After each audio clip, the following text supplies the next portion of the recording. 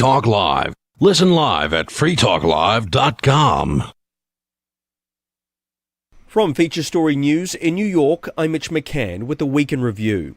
In a stunning late-night operation, the United States captured Venezuela's president, Nicolas Maduro, and his wife in Caracas. The pair were then transported to New York City, where they appeared in court facing a series of narco-terrorism-related charges. President Donald Trump said that the raid was part of large-scale strikes against Venezuela. Mary Trini Mena was in Caracas as it all unfolded. This morning, Venezuelans woke up with several blasts across the city. We heard airplanes and helicopters passing through across the city of Caracas, flying over.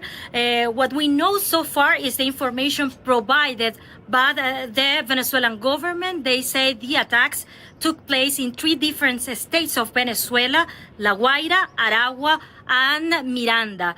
Miranda is located in the metropolitan area of Caracas. I heard the blast earlier in the morning. Right now, the city remains in calm, with authorities calling to the citizens to preserve the sovereignty of the country and remain in calm. The government says they will declare a state of emergency.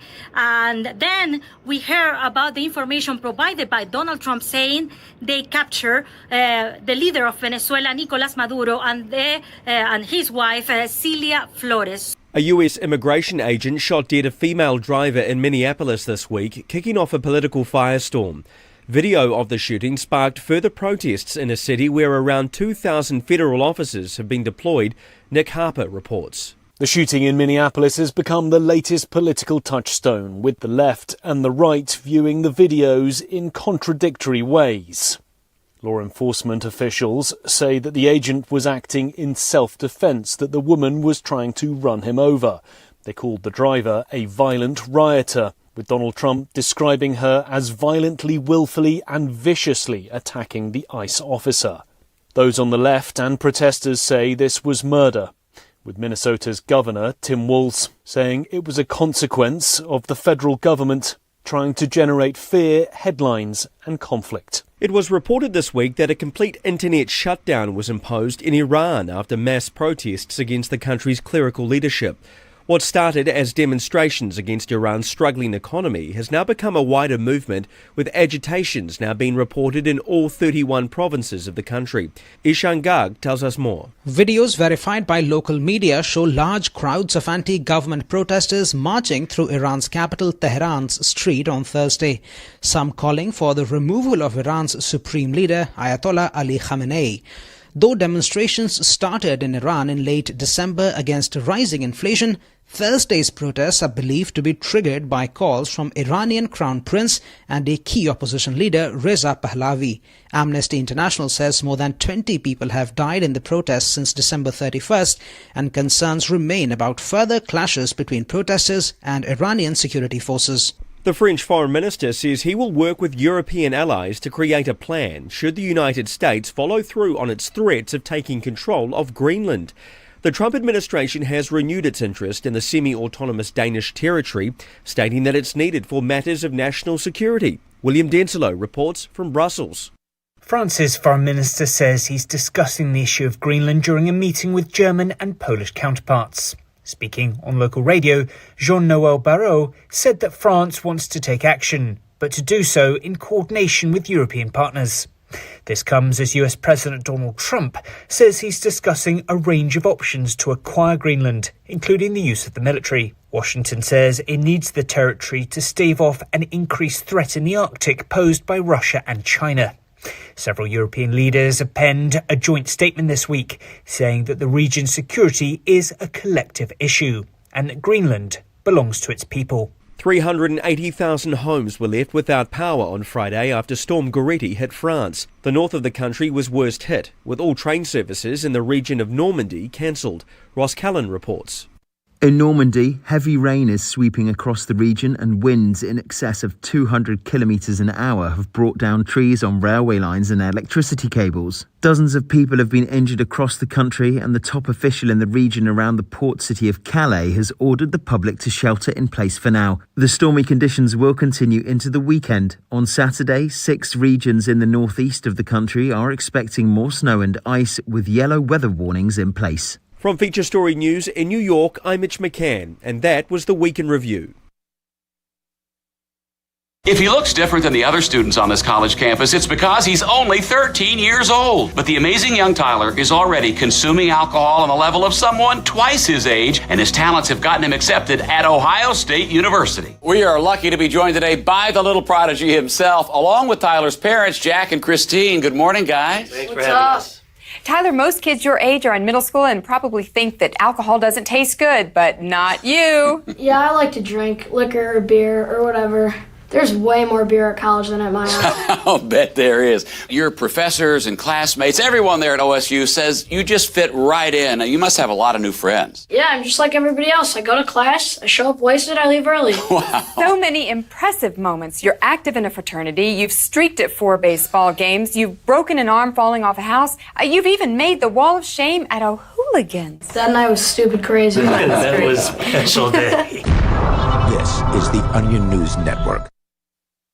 Our Matrix server is about as free as internet chat can be. Join the existing rooms or create your own at chat.freetalklive.com.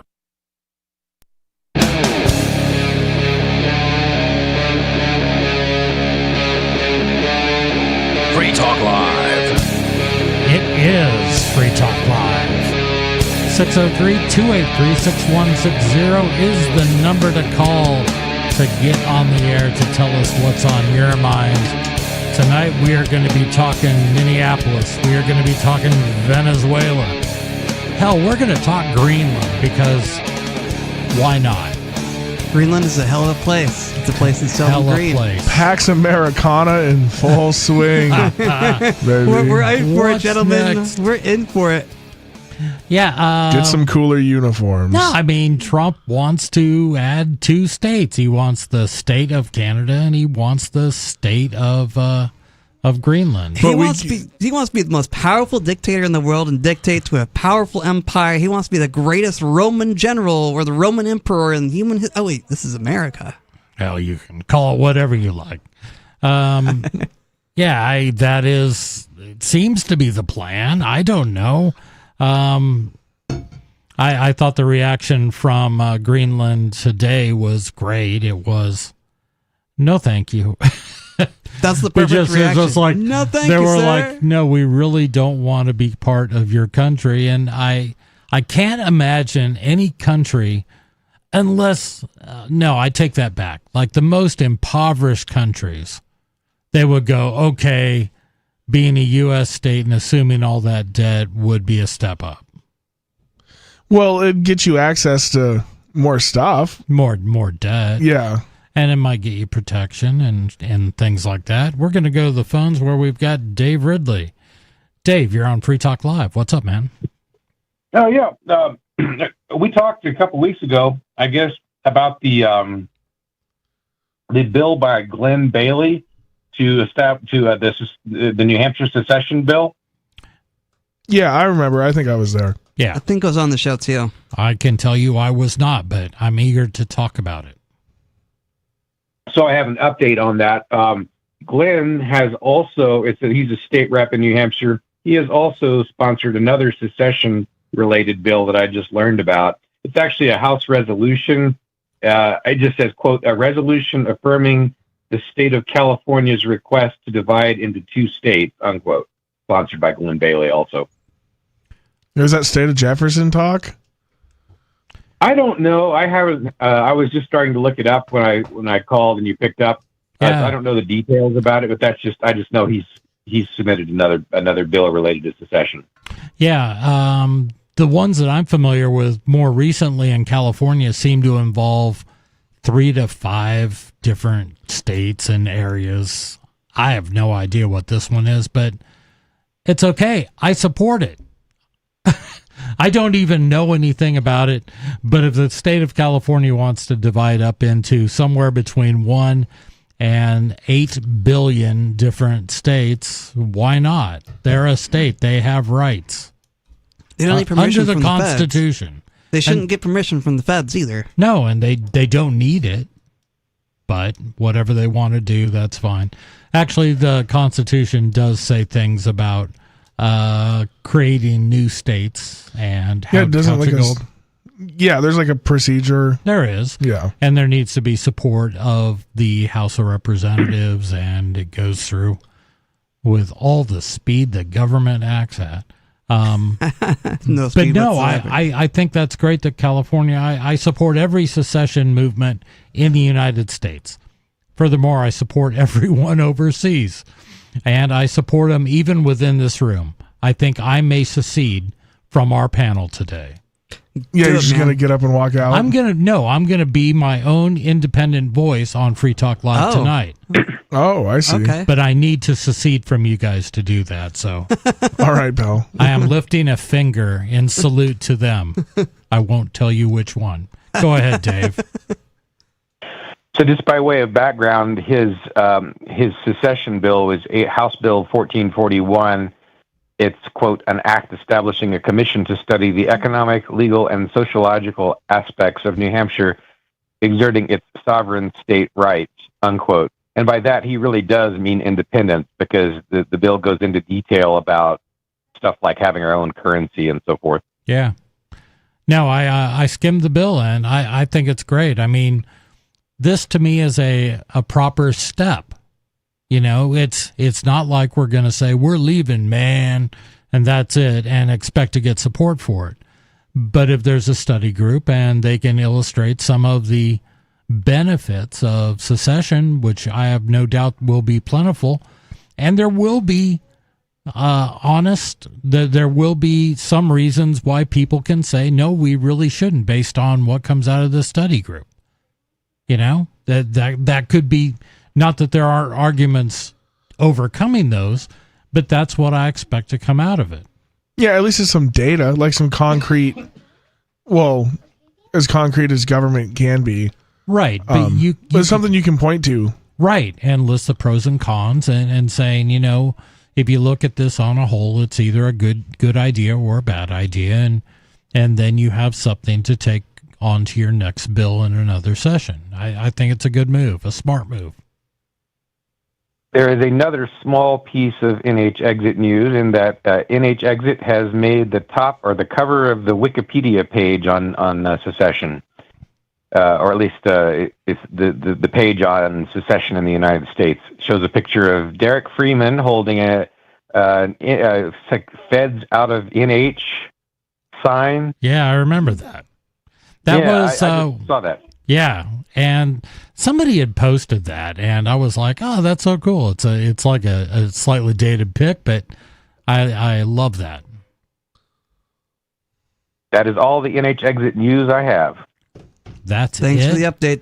I thought you were calling to tell us it's done, and we no longer are part of the United States. I look forward to that call from you. Well, it might not come from me, and it might not come in my time, but someday. That's a spirit.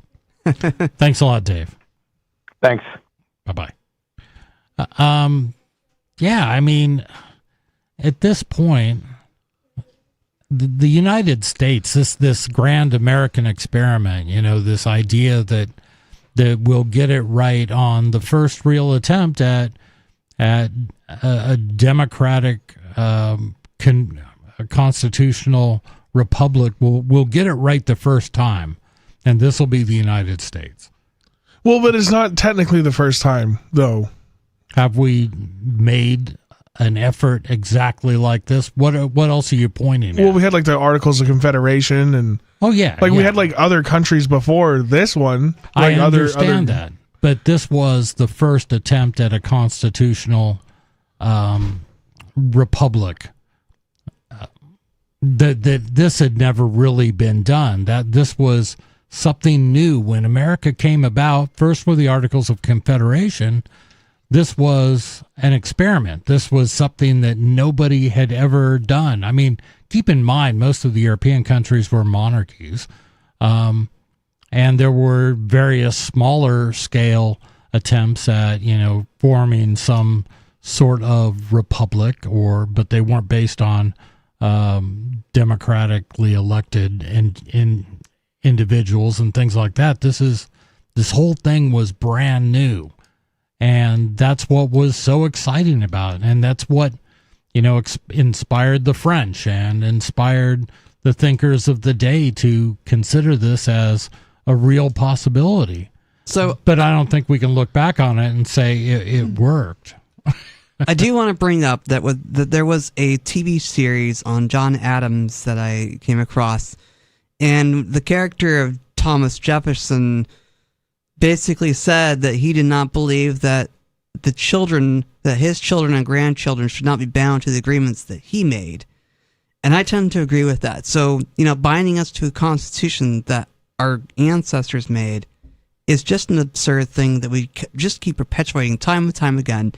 And when we keep perpetuating this myth that we have to bind ourselves to this agreement without altering it or changing it or abolishing it and striking off on our own and declaring independence, to me just smacks of absurdity, because here we are tying ourselves to an outdated agreement that we need to change. And if we don't change it, we're simply stagnating in history. I mean, 250 years after the Declaration of Independence, I can't believe, in some ways, I can't believe we're going to hit the 250-year mark. It surprises me. I know. It's very surprising. After the bicentennial, I was like, well, I guess that'll be the next last big one. But yeah, it's only being propped up by what? Oil, money, banks, war, bloodshed, carnage. I feel like that's how most countries are propped up throughout history, though. Yeah. I mean, yeah, well, our ideas are radically different, but I just think, like, America isn't like some, maybe the idea of a constitution is, but the idea of an overarching government that wages wars across the world and is in mountains of debt is not something Where new. Have I mean, heard that's the Roman Empire. Well, that's every empire. That's every single one that's ever fallen, which is all of them in the history of ever. It wages wars, places that it overextends itself. It gets into mountains of debt. It has to hire outside mercenaries to be their hammer, and eventually it all goes kaput. Yep. But we're still being propped up by all these things, and that's what is frustrating to me. If we weren't printing money, I think that would be the big difference. Well, we would just change the metallurgy of our coins, man. It would be the same thing. I get it. You can, but if you weren't manipulating the currency to the extent that the United States has done, this isn't shaving, a 10,000th of a gram off of a Roman coin. Well, no, this is like making your gold coin half nickel and then saying it's still worth what the gold was worth, right? So you've essentially just doubled your money, and then if you do that again, and you by force you keep it at the price as if it was 100% gold. Well, now it's 5% copper, 75% nickel, and it's alchemy. Yeah. Yes, we're just creating things, which is literally what it is. We're creating things out of thin air. We're going to go to the phones where we've got Ricky. Ricky, you're on Free Talk Live. Thank you there, Brother Chris. Well, how are you? I'm doing all right. Brother Angelo? I'm glad to hear that. Yes, sir. And Brother Riley, good evening. Good evening, Brother Ricky. Well, I'll tell you what. I like the idea of secession. I like it a lot. In fact, I'm ready tonight because I'm wearing my battle flag as we speak. Okay. So I'm ready which to go. One? What is your battle flag? That'll be the battle flag of North Virginia Army. Okay. North Virginia. I wear the right one. It was very expensive, too, $256. It was handmade, put together. They're very expensive. There's only one place in the country where you can get them. Are you going to plug them now? So is it like a niche? Absolutely, I can do that. That's Alabama flag and banner. There you go. That sounds like the people who would make that. I mean, I can't see it, but I can feel it. I mean, I get so many compliments on it. I mean, from what I understand, it's incredibly accurate, beautiful colors, But that's not what I called for tonight. No problem. Go ahead. I just wanted to comment on that because I think secession is a good idea, and it goes back to what really the founding fathers intended if we did that. if we seceded, everything could be better. We could actually be a republic. It'd be a nice thing. I always say this: a republic was a glimmer in somebody's eye. Sure. You know. But anyways, what I called for tonight, I think it was you, Brother Angelo, that commented on this recently. Was it you that commented on the point that it's about the Europeans and alcohol? Oh, what part about it? As far as how they handle alcohol with young people. Oh yeah, I think we mentioned that. What was it? I didn't hear this episode. About how we let younger people drink just because they handle it, like they get over their like you don't have a bunch of that's drunk 21-year-olds. Don't ruin it on me, Brother Angelo. I got something to talk about. All right. Okay, go ahead. Now here's the thing. Now in my case, my dad was a truck driver. You know, he was nobody special, but I got to give him credit here, and I got to thank him for it. And it's something that takes time. I remember I had my first sip of beer when I was 5 years old, 5 or 6, something like that. And I thought that was pretty good in my case. I liked it. Yeah. And I remember when I was probably about 10, I had my first beer with my dad. Now at 12, there was a further progression. At 12 years old, I could have a beer anytime I wanted as long as I asked. And then by the time I was 14, I remember at 14 years old, I didn't have to ask, just don't drink the old man's last beer. And I'll tell you what. That's always the rule. I never snuck into bars, and I started drinking bourbon, which I like, probably about 15, 16 years old. But I never snuck into bars or anything like that. I never had the desire. If I wanted something to drink, I just drank at home.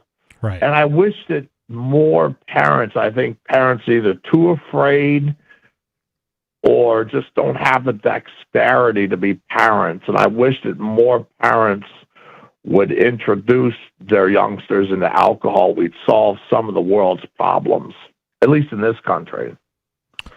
Yeah, I see what you're saying.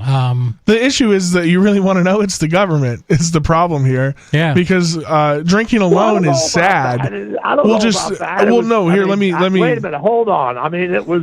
Technically, I was under my parents' tutelage, my dad, and he really took a lot of care in it. But the thing is, at the time, it was 21 in Pennsylvania. Mm-hmm.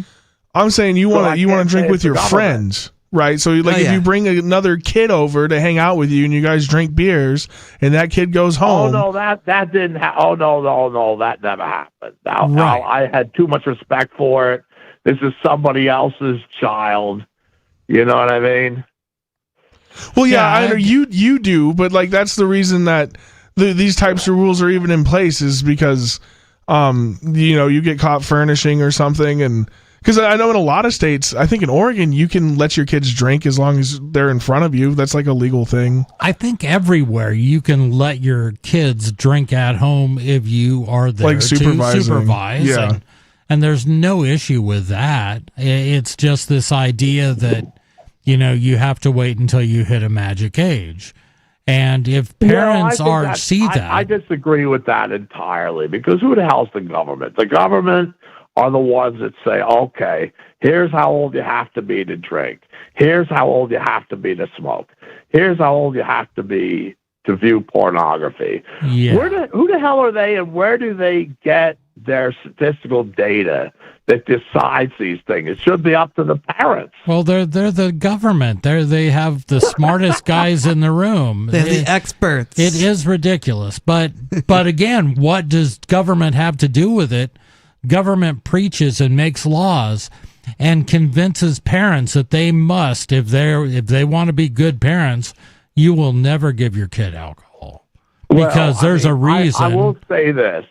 Now, when it came to smoking, I was actually legal, and it was a technicality, and I'll tell you why. See, I always wanted to be an adult, so my childhood is not very memorable, because to me it was just getting in the way till I got to 18 and got my rights. It was just getting in the way for me. So I always wanted to be treated like an adult. I started drinking black coffee at 10, I remember. And I still do that. I just had a couple just a few minutes ago.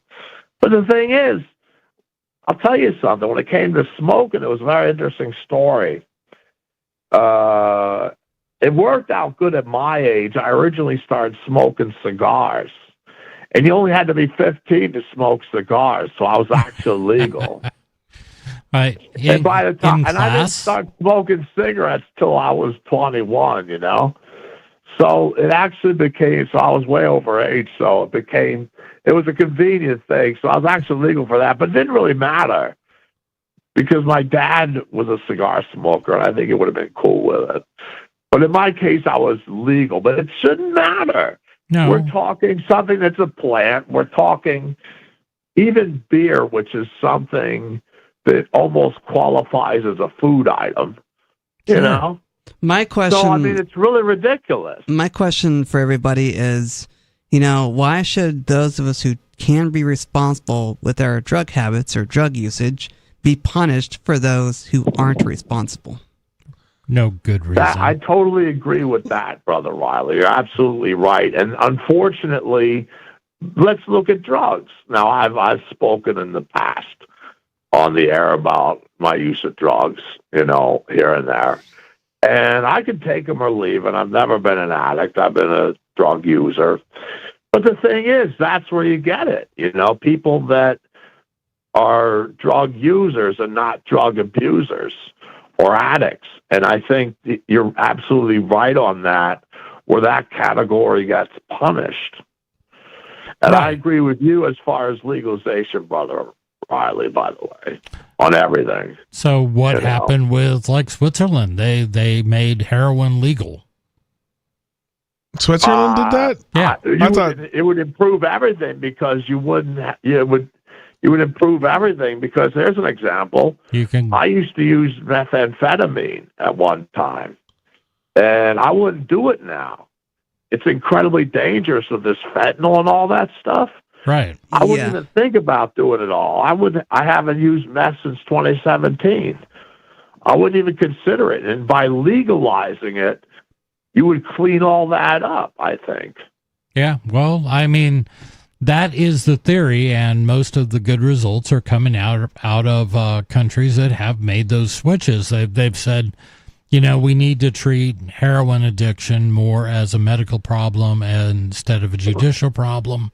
So let me play suddenly it all drops. The usage drops. The overdoses drop. Yeah. So let me play devil's advocate for a moment.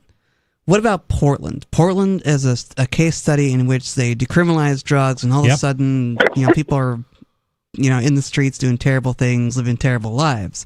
Why do we want to decriminalize drugs when this is the result? Well, you know what happened in Portland, dude? I was just living there a year ago, right? So, like, I was just there. I was just living in Salem. I worked in Portland. I saw it firsthand. Just a year ago, I was there. I saw the devastation. Boots on the ground. Boots on the ground reporting. I want to hear this. Well, they quit enforcing all laws. It wasn't that they weren't enforcing drug laws. It's that they quit enforcing every law. Right? So they didn't just decriminalize the drugs. They decriminalized vagrancy. They decriminalized trespassing. The police would abuse people who scared the tweakers out of their, off their property. Right? So it was more of like they propped up the drug addicts instead of just legalizing it. They enabled them to do more crime. All right. Ricky, you want to stay on till after this commercial message? Great. I do, because I got more to say about this. Good. I'm going to put you on hold. 603-283-6160 is our number. Give us a call. Free Talk Live. Why did you move to the Shire? I moved here to the Shire because there's other people around who take liberty just as seriously as I do. I moved to the Shire because I saw videos of people challenging authority and thought that I could get support myself. It called to me, like, do this right now. I wanted to be around people like me who got it, and once I got here, I knew there was nowhere else that I wanted to be. I've always wanted to change the world, so I moved to the Shire to join people who were actually working towards doing the same thing. The people here are awesome, loving, and positive. It was for the adventure and for the feeling of something important is happening here, and I just wanted to come to sort of be part of that. Visit ShireSociety.com to read and sign the Shire Society Declaration and learn the reasons why, if you love liberty, you should immigrate to the Shire. Plus, connect with others via the forum at shiresociety.com. That's shiresociety.com. From Feature Story News in New York, I'm Mitch McCann with the Week in Review. In a stunning late-night operation, the United States captured Venezuela's president, Nicolas Maduro, and his wife in Caracas. The pair were then transported to New York City, where they appeared in court facing a series of narco-terrorism-related charges. President Donald Trump said that the raid was part of large-scale strikes against Venezuela. Mary Trini Mena was in Caracas as it all unfolded. We heard airplanes and helicopters passing through across the city of Caracas, flying over. What we know so far is the information provided by the Venezuelan government. They say the attacks took place in 3 different states of Venezuela: La Guaira, Aragua, and Miranda. Miranda is located in the metropolitan area of Caracas. I heard the blast earlier in the morning. Right now, the city remains in calm, with authorities calling to the citizens to preserve the sovereignty of the country and remain in calm. The government says they will declare a state of emergency. And then we hear about the information provided by Donald Trump saying they capture the leader of Venezuela, Nicolás Maduro, and his wife, Celia Flores. A U.S. immigration agent shot dead a female driver in Minneapolis this week, kicking off a political firestorm. Video of the shooting sparked further protests in a city where around 2,000 federal officers have been deployed. Nick Harper reports. The shooting in Minneapolis has become the latest political touchstone, with the left and the right viewing the videos in contradictory ways. Law enforcement officials say that the agent was acting in self-defense, that the woman was trying to run him over. They called the driver a violent rioter, with Donald Trump describing her as violently, willfully and viciously attacking the ICE officer. Those on the left and protesters say this was murder, with Minnesota's governor, Tim Walz, saying it was a consequence of the federal government trying to generate fear, headlines and conflict. It was reported this week that a complete internet shutdown was imposed in Iran after mass protests against the country's clerical leadership. What started as demonstrations against Iran's struggling economy has now become a wider movement, with agitations now being reported in all 31 provinces of the country. Ishan Garg tells us more. Videos verified by local media show large crowds of anti-government protesters marching through Iran's capital Tehran's street on Thursday, some calling for the removal of Iran's supreme leader Ayatollah Ali Khamenei. Though demonstrations started in Iran in late December against rising inflation, Thursday's protests are believed to be triggered by calls from Iranian Crown Prince and a key opposition leader, Reza Pahlavi. From Feature Story News in New York, I'm Mitch McCann, and that was the Week in Review. You can stick it to the man and big tech. Join our FTL social mastodon at social.freetalklive.com.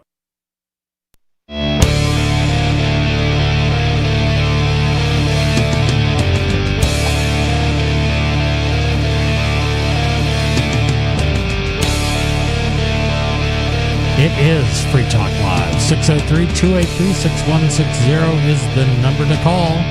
We've been talking to, we talked to Ridley for a while about secession. That was always good. That's always a good call. And we have been talking to Ricky from the Commonwealth of Pennsylvania about drug use and alcohol use. And you were just getting ready to talk about your experiences because Angelo, you were in Oregon, in the Portland area specifically, when they tried to legalize everything, and they just did it. Yeah, and I think by everything, they legalized everything. And regular citizens that tried to fill the void that the police left had the book thrown at them, right? And get railroaded and arrested and drowned in fines and charges. But the vagrant would just be let go.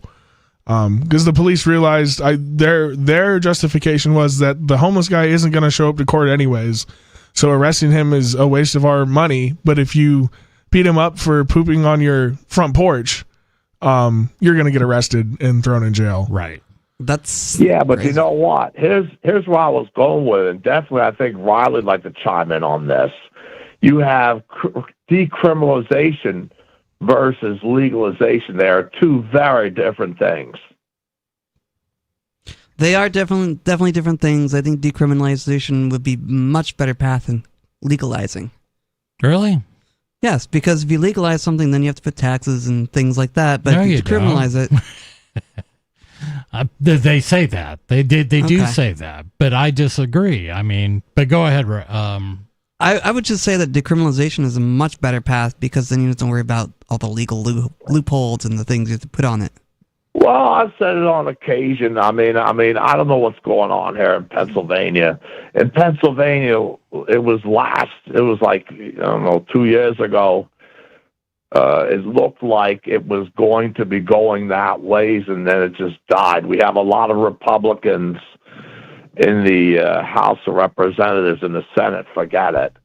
And they're not for it. And they were talking the taxes and all that crap. And I was totally against it. And I said to many of people exactly what Riley's saying. I'd rather see it be illegal than have all the taxes, for that matter. I would just love to see it not on the books at all. Talking about marijuana specifically. It shouldn't be. It just It shouldn't be. erase all references to it, and that's the world I want. There you go. Yeah. Chris, if they could make something like parsley or oregano or all that stuff where they could control it, they would do that too. They do. They just can't. And I see very little difference between the two. Like Darrell W. Perry used to always talk about, you need to treat marijuana like tomatoes. That's Yes. how he would do it. Regulate marijuana like tomatoes, he would say. And I decided to delve into this and found the hundreds and hundreds of pages in U.S. code dedicated to regulating tomatoes size. That is true. And I don't know. I don't know what's going to happen with Pennsylvania. It seemed to have just went away. Yeah, they jumped It looked like quickly it to was medical. going- Medical was a pretty quick move, relatively speaking. They did that, but yeah, I get it. Well, I think when the Amish vote, if you're not all 100 of them, 100,000 of them, 200,000, that's enough to in Pennsylvania. I don't think it's that big a block. Yeah, not compared to the Republican and Democrats. I mean, sure. Does anybody know what happened federally? That went away too. That was rolling pretty good for a while. Well, I thought he dropped the schedule down to. Didn't he reschedule it to Schedule 3 or something? Yes, it's been rescheduled to 3 now. Which is horrible. For not only my benefit, but the listeners. Angelo, what does exactly that mean? It has something to do with it's considered. I Googled it when we were talking about it.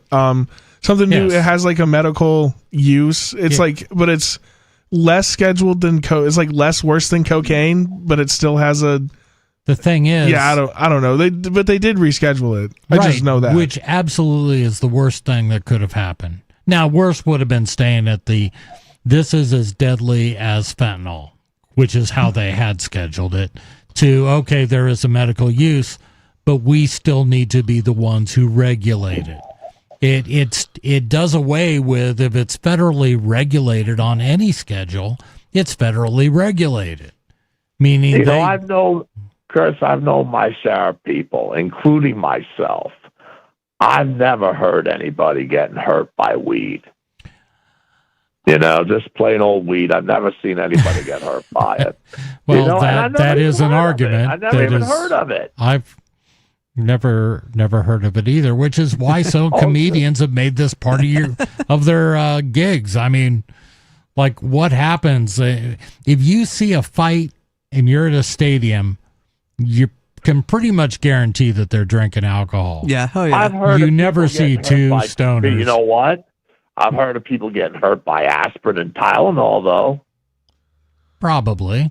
Oh, I mean, aspirin will eat a hole in your stomach if you take too many. Somebody that was a chronic Tylenol user. Not good. No, it's not. No, it almost killed my great grandma because she didn't want to take the hard drugs because she was averted to it, right, for the propaganda.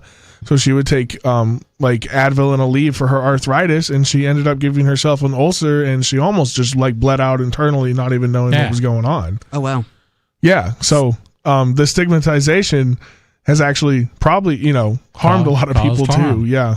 And the fact that people now, I mean, they can't manage pain. Doctors are terrified of prescribing an opiate. So people go around with pain because we're all following this one-size-fits-all view out of Washington, D.C. from a bunch of people who are not even doctors.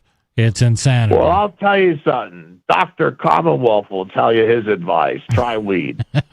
Good answer. Good answer. Hey, Ricky, thanks for the call, man. Yeah, it's absurd. And this is, but the thing is we can talk about the drug problem and we can say, why is this all coming out of think tanks and stupid people who aren't doctors anyway, and it doesn't hurt anybody. We can have that argument about 50,000 other topics. Why is it all being done in Washington, and why do they feel that policies and laws are one size fits all across 330 million people across 50 states that span thousands of miles? Yeah, and further if you go into Alaska or Hawaii. I mean, it's asinine, and maybe the experiment would have worked if we would have stuck to 13 states. So maybe at this point we wouldn't have been in this much of a problem. Go ahead. I was just going to ask, if there are any, conservative Christian types out there who hear us and say, well, drugs are demonic, then I have a question for you. If you're an advocate of the Second Amendment, which is the right to keep and bear arms, which I'm assuming you are, guns are extremely dangerous, and they literally kill people. Psilocybin is less dangerous than a gun, and yet it's treated like it's the most criminal act to possess a mushroom or grow a mushroom that will alter your consciousness. Why do you think that you have the right to tell me what I can and can't do with my consciousness, and you get to carry a gun? Answer me that. Well, first of all, guns don't kill people. I kill people. That's true. You are an agent. But yeah, and why is psilocybin still Schedule 1? Why is it seen as having no medical viability, no reason to use it? High level of addiction. Yeah, I've taken mushrooms and I haven't died from them, so... No, I've nearly died from laughter after taking mushrooms. This is a real problem. Oh, yeah. It's a real problem. I woke up with my side hurt from laughing so hard after taking mushrooms. There should be a warning label on them. Did you get the gigs? Will cause extreme laughter. I watched a guy dress up as his father, and his best friend dressed up as his father's brother, and it was the funniest thing. After that, we just laughed at the refrigerator for probably a good 2 hours. Just at the fridge? Well, it wasn't just the fridge. It was the fridge plus all the funny things that were stuck to the fridge. I see. It was just... Oh, man. Yeah. You got lost in the fridge decor for 2 hours, is what I'm hearing? I guarantee that just clicked for me. The whole thing was a whole evening. All I know is sun up came and we went home. Yeah, that's kind of how it goes. It does. That sounds like a fun night, man. Yeah, but the idea of one size fits all, that it's, this is one of my biggest problems with the Department of Education, was they came up with these standards that will be taught in every school. And I'm sorry, but kids learn in different ways. And, kids in a very rural area, like the one I grew up in, first of all, what was important to teach in schools was very different than what you would want to teach in Minneapolis, which is hide from guys in ice outfits, for example. Or how to spot a fake daycare. Right. Another good one. So let's... Well, I just think, to Riley's point, when you were like any Christian conservative types, I think the issue, calling them demonic, right, just to maybe play a little bit as a devil's advocate, right? I wouldn't think anything should be illegal, right? I don't think the government should mandate what you put into your body or can or can't do with yourself. But as somebody who would want, or like, let's say you are Christian and you wanted to follow the faith, then you yourself would avoid taking those substances because you feel like they can open you up to dark forces. And you're well within your right to do so. Yeah, and so don't force your decisions on me. I can agree with that.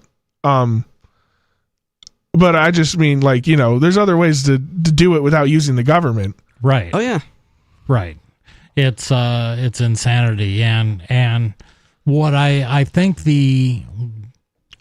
what I saw on social media, a lot of conservative types arguing, saying, well, the problem was she was interfering with lawful execution of search warrants and arrest warrants, and she did that. And I'm like, okay, and you can use that as the excuse to why the situation came about in the first place, but it's hard for me because in this case, even if the shooting of this woman was completely legal, and they're undoubtedly going to find out that it is completely legal, that it was no biggie. She interfered with us, and she had a car, and a car's a deadly weapon. It's just like a gun, so we had to kill her, even though our own policies say never to take out a car that way, never fire guns at moving vehicles or at a vehicle, because you're undoubtedly going to cause way more damage and possibly put more at risk if you do that. Even if all those things are true, my issue, and this kind of goes back to the topic of government completely, is legality does not equal morality. And I don't care what your excuse is. You can say you feared for your life, but if you could easily take a step to the left and be completely safe from a car, then morally there was no justification. I don't know how they could live with themselves. If you know that you could just step to the left and be completely safe, does that justify 3 bullets to the bucket? No. I don't get that at all. But that's one of those things that people are going to argue, and they're going to argue about it. And, that's one thing. Living under any regime, it eliminates the opportunity for us to question the moral question. That doesn't play into this at all. It's strictly a legal question. And yeah, I can see where you're coming from. And I also think about, like, don't they tell you to, like, fight it in court? Like, not to, like, if they are going to arrest you, just shut up. Let them arrest you. If they're going to violate your rights, let them do it, and then you get them on the back end, right? You don't run away and make the situation worse for yourself. My first thought, because that's how you get shot, right? That's how you get shot. You are going to get shot if you try to run. Like, we know this, so you're right. Libertarians say, shut up. Just shut up. Let them. You're going to get arrested. It's going to happen. Just shut up. They're going to violate your rights. Make sure it's documented, and then come for them on the back end, because you don't want to keep digging yourself into a bigger hole, or have to put you in a hole that, or have to be put in a hole. Right. Right. You got to take the battle to court, you got to beat the rep, not the ride. So there's not like it's just a bad situation. I think everybody did things that could have been done differently, and I think it ended up with the loss of life, and that's tragic. And the government shooting somebody is never good. So somebody posted on social media, and I really liked it, and I really wanted to talk about what he had posted because it was so thoughtful. And of course, I have no Wi-Fi until our long break, and then I'll try to get it working. But I'll paraphrase. The problem is we treat the government as something other than a gang, and we need to treat them as a gang. If you are in gang territory and they're trying to do whatever, you don't want to mess with the gang. It doesn't matter if it's Crips, Bloods, or ICE. They are armed, and they're going to take whatever action they want to get the result they want. So, either you are really, really focused on the action that you are about to take is so important to you that you're willing to give your life for it, then by all means do whatever you feel you need to do.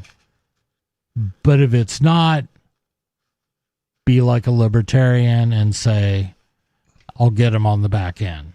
Or just avoid the area, stay in your house. Right. Or better yet, secede from the United States. Yeah, but that's the point. I mean, she did not have to die. No. Didn't she? She's not even from the neighborhood, right? Didn't she drive from like hours away to do this? In this? Yeah. Yeah, there was no good reason, and I'm it doesn't sound like her and I would be on the same team politically or even philosophically or anything. But I do appreciate people standing up for the people that, are out there working hard, and I'm sorry they haven't got all the paperwork yet. But yeah, I'm sorry that she died, and that's it. I mean, yeah. And I really have some serious questions for Mr. Ross, the ICE agent who took her life. Were you really afraid for your life? I think that's what the ICE agent would say. Yeah.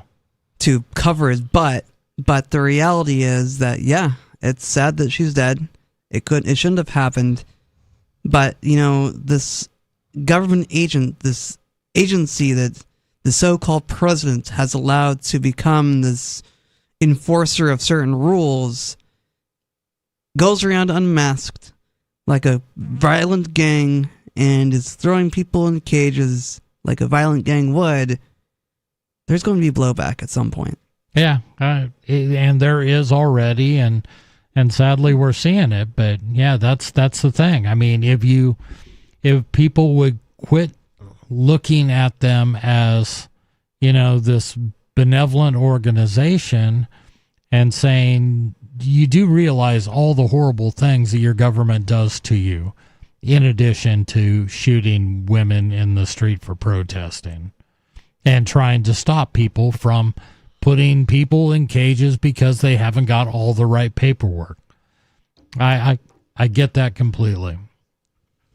Well, such is the nature of governments. Yes. Right? Like this, yes. We keep acting shocked that we would, this is the game. This is the par for the course. We come out with outrage all the time. Like, this is what governments do, is they kill people and they steal things and they empire and they expand, right? It eats. And people act surprised. Yeah, and we act surprised. Why are we still surprised that Speaking for myself, this is an act. Yeah. Yes, nothing surprises me. Yeah, the fake outrage, like internet outrage. Right. Like, we're going to get on Twitter and scream about this and be like, see. Oh, this is Pax Americana. Yeah. You have arrived. The empire is in full swing. We are taking the Western Hemisphere and we're gearing up for a global conflict with China and Russia. That's why we're clutching our quote unquote breadbasket. That's why Russia wants Ukraine so bad. Everybody's reaching into their back pockets and trying to. Mother hens are grabbing what they think are their chicks and bringing them under their wings because they know things are about to get really crazy really fast, because this dollar that we've kicked down the street, we've kicked the can down the street so far that the only way that things are going to right itself, right, at a geopolitical scale. We can talk about secession all we want, but in the big world, right, in when you zoom out, when the U.S. empire falls, it's going to be a giant power vacuum, and things are going to get really ugly for a lot of the world. You make a good point, Angelo, and I think a lot of our listeners need to understand that the American empire has been propping up the world for a long time, and when it collapses, which it inevitably will, it's going to take the rest of the world with it. But is it really all of America? Like, I don't really feel like I'm part of Pax Americana. Well, you are, because we use the interstates to get our stuff here. The truckers get our stuff here, right? When that stuff stops moving, we're going to feel it, regardless if we've emotionally cut ourselves off from them, right? We've verbally said it, but we're still here. We still have the trucks bring the food to the grocery store that we shop at. I understand all this, but what I'm saying is the people that are pulling the strings, that are encouraging Trump and Trump going into all these different wars and making threats and doing all that. That's not the average American doing that stuff at all. No, it's the people that is a very small group of people at the very, very, very, very, very, very, very top of our society.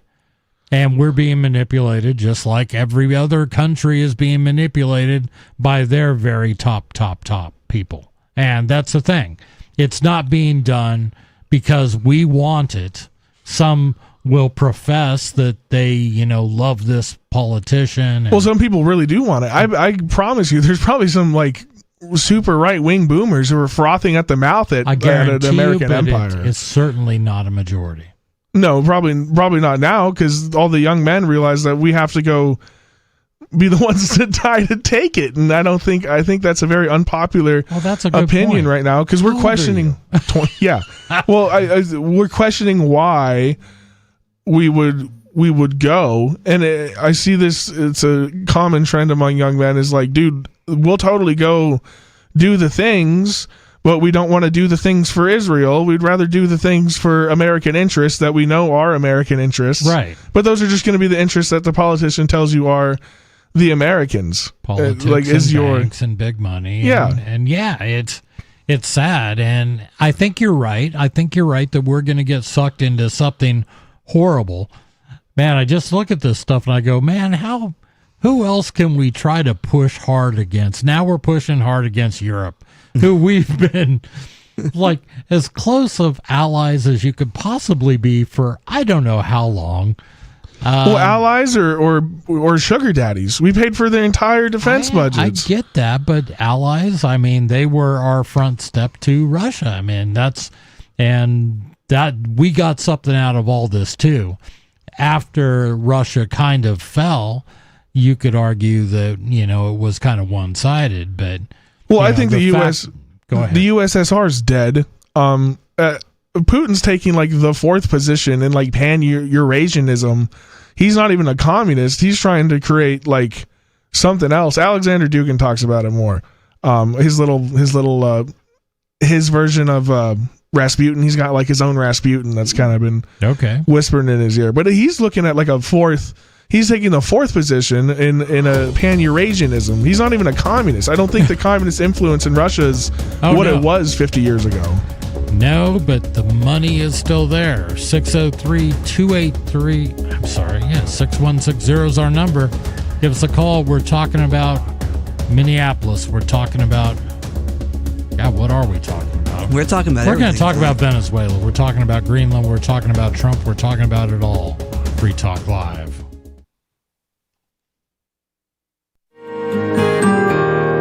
So the protection of life, liberty, and property is what the Free State Project is all about. But it's an effort to move 20,000 people who understand. It's about demonstrating to the entire country that, we can have a free market, a truly free market. Making it just a freer, great place to live. It's the world's largest voluntarist libertarian community, and it's only getting bigger. That's amazing. To be able to move to a place where other people passionately believe in being free and independent. What the Free State Project is managing to do, though, is to put their money where their mouth is. Physically getting up across the country and saying, let's go someplace and let's demonstrate the power of these ideas. There's a lot of kind of philosophy that surrounds liberty. There's a lot of thinking about it and talking about it. But here in New Hampshire, people are doing it.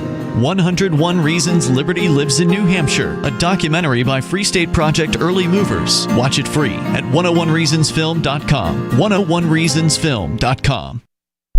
So you've signed the Shire Society Declaration and are planning your move to New Hampshire to be around more liberty-oriented people. Next, sign up for the Shire Society Forum at forum.shiresociety.com. There are a bunch of people there who are already in the Shire, and they want to meet you. If you're already in the Shire physically, you should also come by the forums. Remember, not everyone uses Facebook. New people are signing up for the Shire Society Forum every month, so drop in and say hello at forum.shiresociety.com.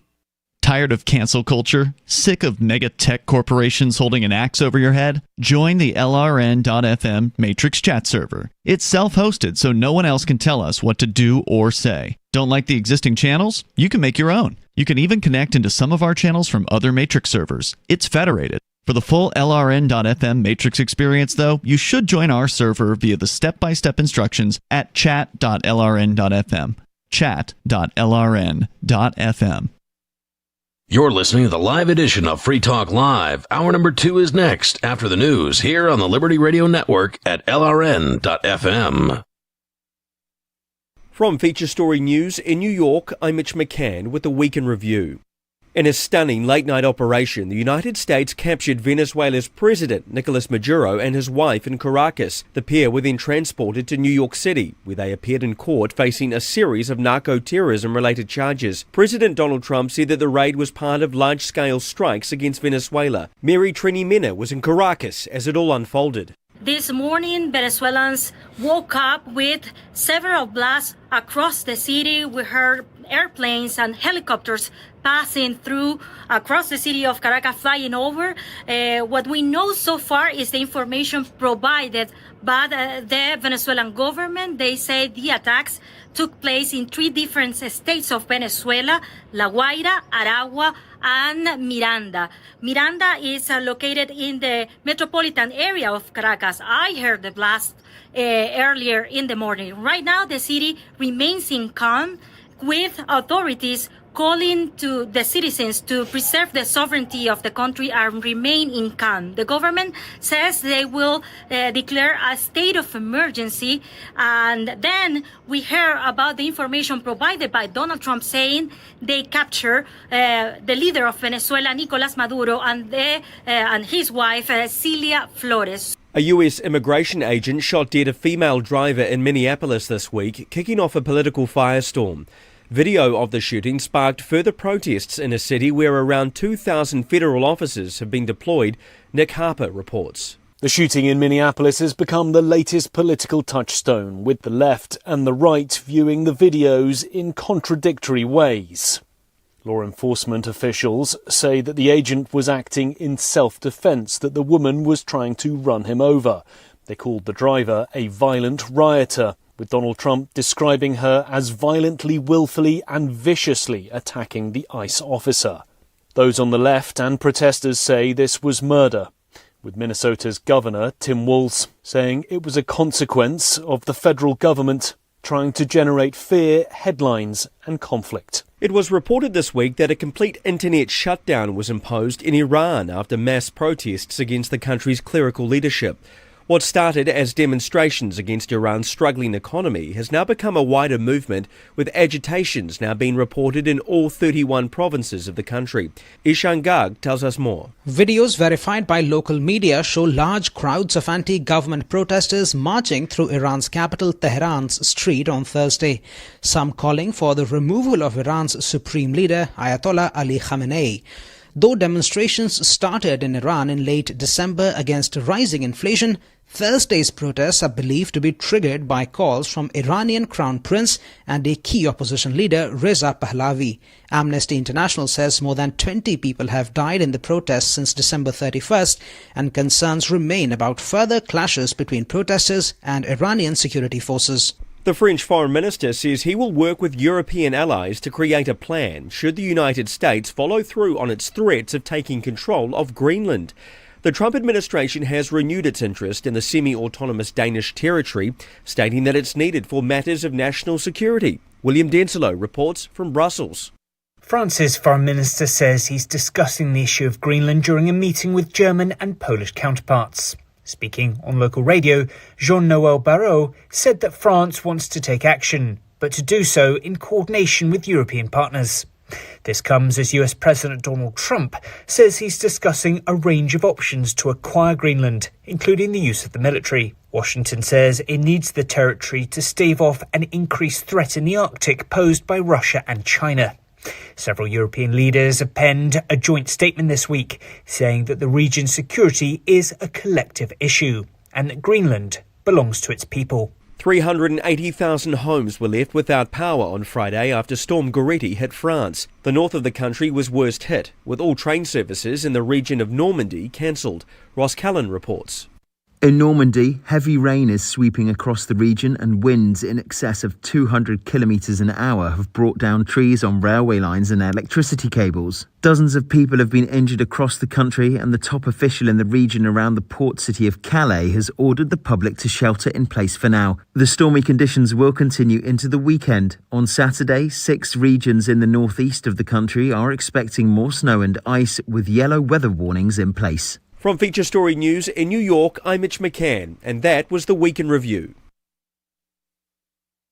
But first, our parenting expert, Rebecca McCallum, is here with some advice. Good morning, everybody. Good morning, Rebecca. Now, Rebecca runs a popular parenting blog called Mom Magic. That's right.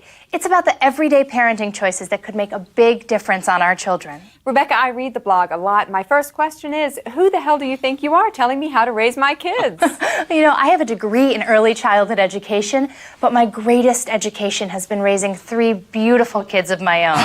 Okay, Rebecca, what other bullshit do you have the nerve to share with us this morning? I talk about this in my book, and it does take a lot of effort, but parents really should teach their child a second language. My daughter Hazel and I are learning French together. Wow, I'll bet a lot of moms watching right now are thinking, you. Well, I get that a lot, but the window during which language acquisition skills are at their peak is really whatever. very small. I wish I had done that. You win, but guess what I just remembered? You're not my boss. This is the Onion News Network. Don't miss a moment of Free Talk Live. Get our archives daily via our podcast at feeds.freetalklive.com.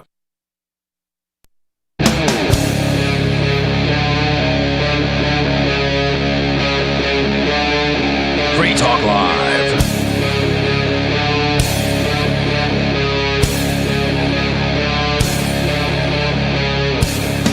It is Free Talk Live.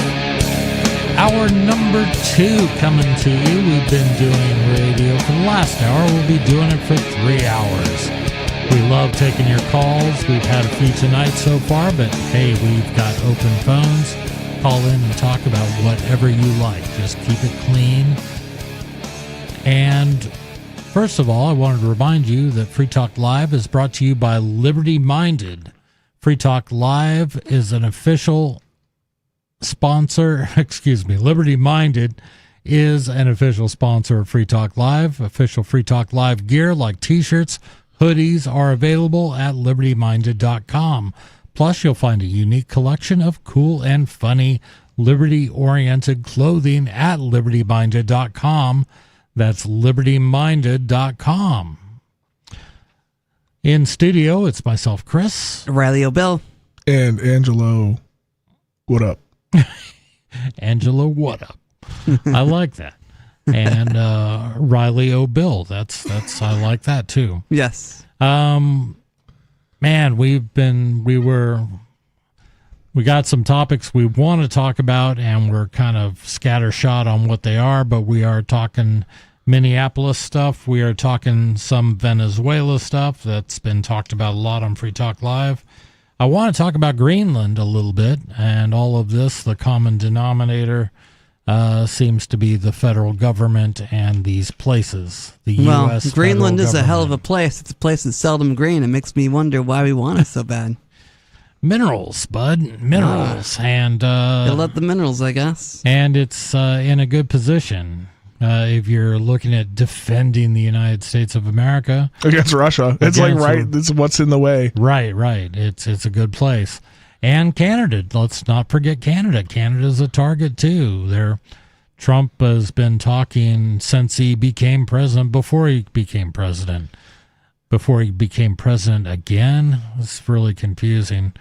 I read something somewhere or heard something that Benjamin Franklin really tried to get Canada to sign on in leaving declaring independence with us from the Queen, from the King. And I think I can't remember what the exact story was, but it almost sounds like they were sabotaged from the inside on purpose to not get it passed. Like somebody was held up on purpose to not get there in time. That's interesting. Because the Canadians would have been down, but somebody threw some weight around and changed people's minds. It wouldn't surprise me. And the British government has done similar things in the past. Yeah, I just don't see another another country that kind of has their stuff together, like Canada or, Greenland, which, is an autonomous region of Denmark. Why would they want to come and join America? I just don't, and maybe somebody has some ideas on that. I don't know. I just don't see it. I don't see what they could possibly gain from joining what I think is kind of a maxed out country. I don't think there's a lot of room for us to get ever any better. If you can get their oligarchy enough money, in the time being, to make it look like they're set up, you could probably buy them off. It's a small enough place. You could probably throw your weight around a little bit monetarily. You would have and make that happen. Well, that's what mobs do. If they can't, first they'll try to make a deal, and if they don't get the numbers they want, then they'll try to just buy you out outright, right? And if they can't buy you out outright, well, then they'll do it by force, and they'll get rid of you, and then we'll just move in. I think if things don't change, what the federal government is doing is they're just telling people what's going to happen, and we can either do it the easy way or we can do it the hard way. But these things are maybe not in the next year or the next 4 years, but it's in the 20 to 30 year, 50 year timetable to kind of see the red, white, and blue expand across the Western Hemisphere, or at least attempt to. I can see that. And I know that China's been playing that game too. I mean, we don't talk about China and Africa. I mean, they're so heavily invested in so much stuff there. And they are gobbling up parts of the globe, and with insane debt. It's the debt that insane interest rates. I don't know why I lost that term for a second. So the insane interest rates that the Chinese are putting on these African countries for this infrastructure that they're building, that they built for free. Well, quote free. You're going to pay us back with this insane amount of interest that they know these countries are going to default on. So what happens when they default? Well, China takes control of that infrastructure again. They'll come collect on the debt, the same way that we took these Venezuelan tankers. Yeah, or tried to. My question is, who's going to when the U.S. defaults on its debt? Who's going to collect? It's a given that the debt is so large now that it couldn't be paid off, and there's no sign of any moderation. What was I hearing about? Oh, it was this morning. Trump is preparing a new defense budget. He wants to increase the number by $500 billion over what the Joint Chiefs of Staff say they need. That sounds like he wants enough to maybe go to war. Yeah, it does. But does nobody realize that there is no money? I mean, we're just printing stuff. It is the emperor's new clothes. It's like musical chairs. I mean, we're all still dancing. Well, but there hasn't been any money for a long time. No, there hasn't been any money since but we're going we to tax did the billionaires, Chris, and maybe the billionaires will help pay off our debt. Oh, that's a good one. I know, right? It's so economically unfeasible from the billionaire point of view. I mean, it's ridiculous, and it's just not a solvable problem. So I just laugh. I mean, because it can't be fixed. The only thing you can do is grab resources, and that's what we're doing. Yeah, that's it. You can only because at the end of the day, right, the money is just a placeholder for things that we consider valuable.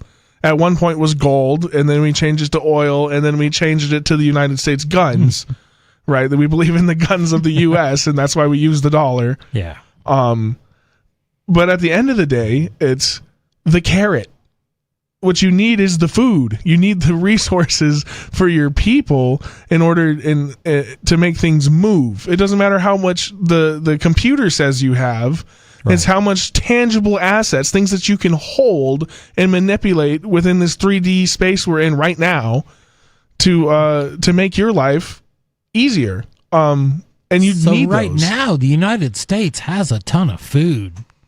Well, Going back to basics, we do have a ton of food. Yeah, well, I'm just as resources. Long as we keep getting illegal immigrants to come in and pick it. Well, I think we waste so much food as it is. Don't we throw so much away? We do, but like in produce and stuff, like we don't can anything. The United States geographically is in a good position. Yeah, to we be have enough food. Self-sufficient. Yeah. I'm not. Yeah, I'm just saying resources, food as just a resource, something that everyone would understand as a resource, right? Is food, but a necessary one. I will say it's more necessary to life than rare earth magnets or something like that. Well, that's what we need for our electric vehicles. Oh, that's what we need for. That's how we're going to save the planet, Chris. Didn't you know that? We're all going to switch to electric. We're all going to switch to electric. We're going to all use silver to create the batteries, and silver's going to go up in price, and we'll all be wealthy. You're not even going to own a car. You're going to rent a Waymo service, right? Driverless cars, and you'll rent access to have the car pick you up when you need it to. With what? Like your phone, your digital ID. No, I mean with what money? Well, you'll use your Amazon bucks. Oh, that'll be it. The U.S. dollar's gone, but now you can use your Amazon bucks. Yeah, you can use your Amazon wallet to get to your Amazon. The Amazon van charges you rent to get you to your Amazon office, where your Amazon warehouse. That's a really good book. There's a book called Warehouse, just about this huge mega corporation that at this point there's so many warehouses that the warehouses just become towns, and everybody where you live and work, it's all the same. I've been driving through the desert, right, went out west, like the big open spaces, and out of nowhere there will be an Amazon facility the size of absolutely a college campus, just out in the middle of nowhere off the side of the interstate. And it really does look like a small town. Yeah. There's like 4 or 5 outbuildings. There's, the central like warehouse. Yeah, right. There's like food options near, like right next to it. Like it's like a little. Yeah. You go inside, there's a food court. It's almost like a boom town, like a Wild West, like you're riding on your horse and you look out in the distance and there's just like a saloon and like a watering hole. But that's what it is. It's an Amazon warehouse, like just propped up, and the only reason it's there is because it has to be, or like it is, right? If that makes sense. And in this book, the novel was, the economy was so bad that they were like literally the only ones. It was the only place you could get a job was to go to work at one of these warehouses. And you lived at the warehouse, and yes, it was dystopian, but it's not. It's kind of coming true. I don't know. Yeah, the bigger question is how far can Pax Americana go before it crumbles? They would say to Mars. If the powers the government would say, Elon Musk would say, we're taking this spaceship, we're riding it to Mars. Is how far they'd want. We're going to colonize the rest of the universe. Yeah, they would say, what was the manifest destiny to the stars? 100%. I think my only remaining hope for Elon is that he does Mars and it becomes the ultimate secession. It's like, okay, thanks. Yeah, imagine that in 2,000 years. There's a civil war between Earth and Mars. Yeah, we're about who has autonomy over themselves. Yeah, exactly. I don't think that would go over well. I mean, it's just inevitable. I mean, how much of this is just human nature because we've been doing the big thing, get your government as big as you possibly can for what, 2,000 years now? 3,000 years? Because technology advances, because at one point the government was as big as the biggest guy in the tribe could swing his club. Sure. And that's, it ends. But once you build technologies up, you can expand that. And I think as we build up technology, we're just going to keep expanding because we haven't really taken it as far as it can go, because as far as big government can go is global. Like almost like a Star Trekian type collectivist global governance, right? Because what'll happen if we do take to the stars, then the elites would see things as countries as meaningless, right? Because if you could, bother? Why bother with a country when I can have a planet? System. Yeah, I have a solar system. Why would I not? And in fiction, I mean, that is a lot of it. I mean, in some ways, in some books, it goes very authoritarian. Most of the books are, cheery, so they say, no, they all work together and they created this ever-expanding, society amongst the stars. And I don't know. I'm worried about here and now and whether we'll make it to 2050. I mean, but they're not.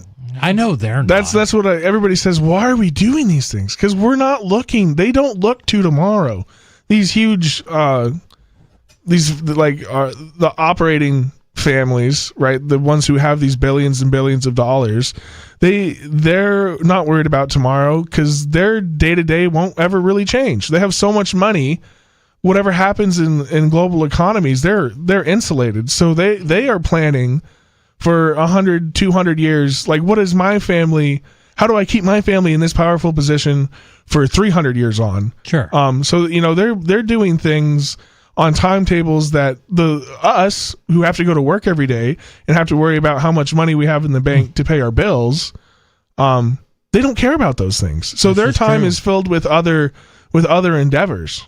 Right, because they don't have to go to work, like going to Mars. Yeah, like going to Mars. They can do frivolous things like go to Mars or work on. Okay, sorry. I work on like drugs or viruses of some sort, or secret AIDS clinics. Who knows? We're going to go to the phones where we've got an anonymous caller. Anonymous caller, you're on Free Talk Live. Stop perpetuating lies, Chris. Perpetuating Stop telling your lies? stupid audience. Oh, man. Stop telling your stupid audience that the national debt cannot be paid back. There's always an amount of GDP growth and or government surplus that can make the system solvent. Okay. And stop assuming that paying the debt off is even a good thing. Okay. But this is not what I want to talk about. Why'd you bring it up? And why did you insult yourself as a member of our audience? I'm talking about your targeted audience, the gullible libertarians. So far, it seems to be working. Such as freedom and morality comes from I don't know where, and also I don't know. Also, that Roger Ver and nothing wrong. But isn't that what I would talk about? So right? no, I just read a real. I want to hear it from a good authoritarian because you are a dedicated authoritarian. You are. Yeah, you guys are authoritarian too. That libertarian comes with its own authoritarian clause, right? Okay, go ahead. You guys know that, right? This is kind of related to what I want to talk about, right? Please. The landowner is authority, right? They can set almost any rule they want. Yep. I think it's virtually any rule they want, right? Why wouldn't I? Right? I'm a landowner. I can set any rule I want. Yeah, you can make kids doing fentanyl in your land legal, right? Why would I do that? You can have child prostitution on your land legal, right? Why would I do that? That's absolute freedom. Why would I do these things? Because you believe in absolute freedom of the landowner. I have power doesn't mean I want to exercise all the crazy things you talk about. Why would I do that? That's freedom. Why would I want to? Don't you believe a landowner can do whatever he wants with his property? If I wanted to, I can do whatever I want. But the point is, I don't want to. That's what you fail to grasp. Why do you assume that you allow others who want to do it, right? No. That's freedom. So if they can do whatever they want on their land. If Riley wanted to have voluntary child prostitution on his land, that's okay in Ancapistan, right? No, there are morals and values that people must follow. Do they have to? Wait. You don't believe in absolute freedom? I believe in absolute freedom to the extent that morals come into play. Like, you can have absolute freedom, but remember, when you start infringing other people, like a child, then that's not absolute freedom. What if They have to follow your rules if they're on your property, though, right? What in your hypothetical, in your insane hypothetical, you're saying voluntary. I'm not even going to go there. You're saying I could allow all kinds of crazy things that I don't agree with. So morality absolutely comes into it. My own personal morals. Your morality advocates for pure, unadulterated freedom. This is what that new guy, Brokey Broke. What's your name? Brokey Broke. You became an ANCAP because you wanted children to have more agency, right? You were in school and you couldn't go to the bathroom because you're a kid. Sure, yeah. So you believe children should have full freedom? This is why you became an ANCAP, right? I think what it did is it had me look at the structures, how authority was dispensed, and I disagreed where it came from. Sure. So it made you question. Yeah, it made me question. Where it comes from. Well, I'm rejecting that authority. I'm saying I don't think the landowner doesn't have authority. No, he's talking about school. In Ancapistan, the landowner doesn't set all the rules he wants. Sure. Whether if he can do drugs, whether if people on his land can do drugs, whether it's a child that can do drugs. Where do you draw that line? Who can do drugs? What's so different about right now today? People do this already. There's nothing. That's kind of my point. Now, if you bring in the concept of co-ownership, we can determine what's legal or not, and it's totally in line with libertarianism. So you want to be a big HOA over Ancapistan? We already are an HOA, right? HOA those associations copied the modern democratic structure of the people determining what's legal or not on their land. Well, they copy kind of an authoritarian state. But that's not what I want to talk about. Sure, it's not. As soon as you get a question you can't deal with, go ahead. No, you're not dealing with any the concepts I'm talking about, right? A group can own a piece of land. Yes. Do you agree or not? A group of people can co-own a piece of land.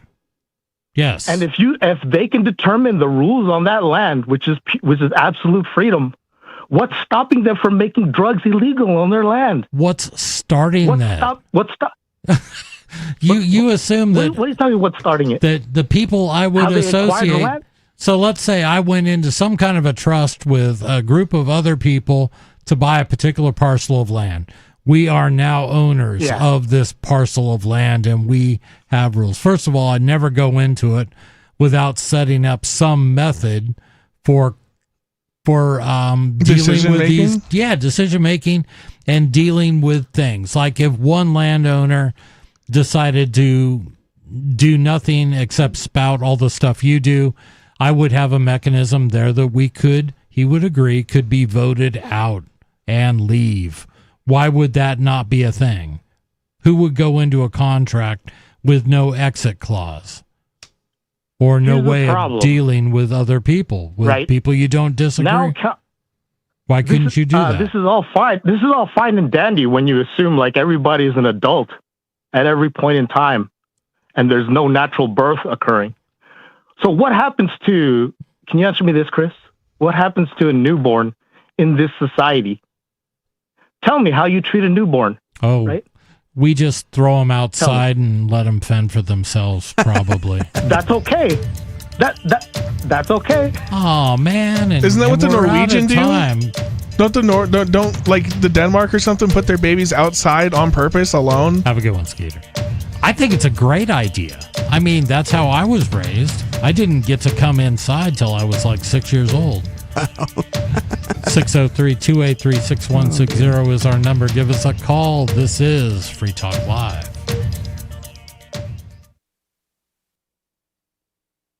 If you're looking for work, the person you are applying to is probably so swamped with applicants that he or she is tough to reach. So call early in the day, before 8 a.m., before the palace guards arrive. You'll need your prospect's direct number, and here's a sneaky way to get it.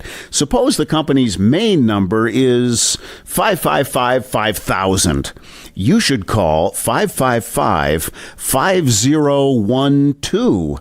When someone says, "Good morning, Pam Johnson," you should innocently say, "Oops, somebody here must have written this down wrong. I was calling for Tom Frederick. What's his direct number?"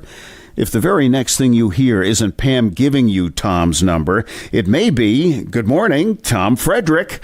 For more tips for job seekers and getting better results in all your day-to-day communication, hit survivalspeech.com. I'm Holland Cook. From Feature Story News in New York, I'm Mitch McCann with the Week in Review.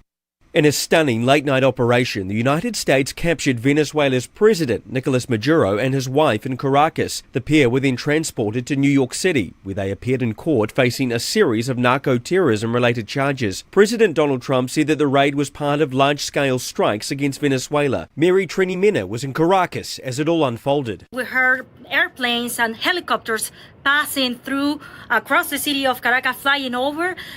What we know so far is the information provided by the Venezuelan government. They say the attacks took place in 3 different states of Venezuela: La Guaira, Aragua, and Miranda. Miranda is located in the metropolitan area of Caracas. I heard the blast earlier in the morning. Right now, the city remains in calm, with authorities calling to the citizens to preserve the sovereignty of the country and remain in calm. The government says they will declare a state of emergency. And then we hear about the information provided by Donald Trump saying they capture the leader of Venezuela, Nicolas Maduro, and his wife, Celia Flores. A U.S. immigration agent shot dead a female driver in Minneapolis this week, kicking off a political firestorm. Video of the shooting sparked further protests in a city where around 2,000 federal officers have been deployed, Nick Harper reports. The shooting in Minneapolis has become the latest political touchstone, with the left and the right viewing the videos in contradictory ways. Law enforcement officials say that the agent was acting in self-defense, that the woman was trying to run him over. They called the driver a violent rioter, with Donald Trump describing her as violently, willfully and viciously attacking the ICE officer. Those on the left and protesters say this was murder, with Minnesota's governor, Tim Walz, saying it was a consequence of the federal government trying to generate fear, headlines and conflict. It was reported this week that a complete internet shutdown was imposed in Iran after mass protests against the country's clerical leadership. What started as demonstrations against Iran's struggling economy has now become a wider movement, with agitations now being reported in all 31 provinces of the country. Ishan Garg tells us more. Videos verified by local media show large crowds of anti-government protesters marching through Iran's capital Tehran's street on Thursday, some calling for the removal of Iran's supreme leader Ayatollah Ali Khamenei. Though demonstrations started in Iran in late December against rising inflation, Thursday's protests are believed to be triggered by calls from Iranian Crown Prince and a key opposition leader, Reza Pahlavi. From Feature Story News in New York, I'm Mitch McCann, and that was the Week in Review. We're still not sure why you'd want to watch, but our video feed is streaming nightly for free at cam.freetalklive.com.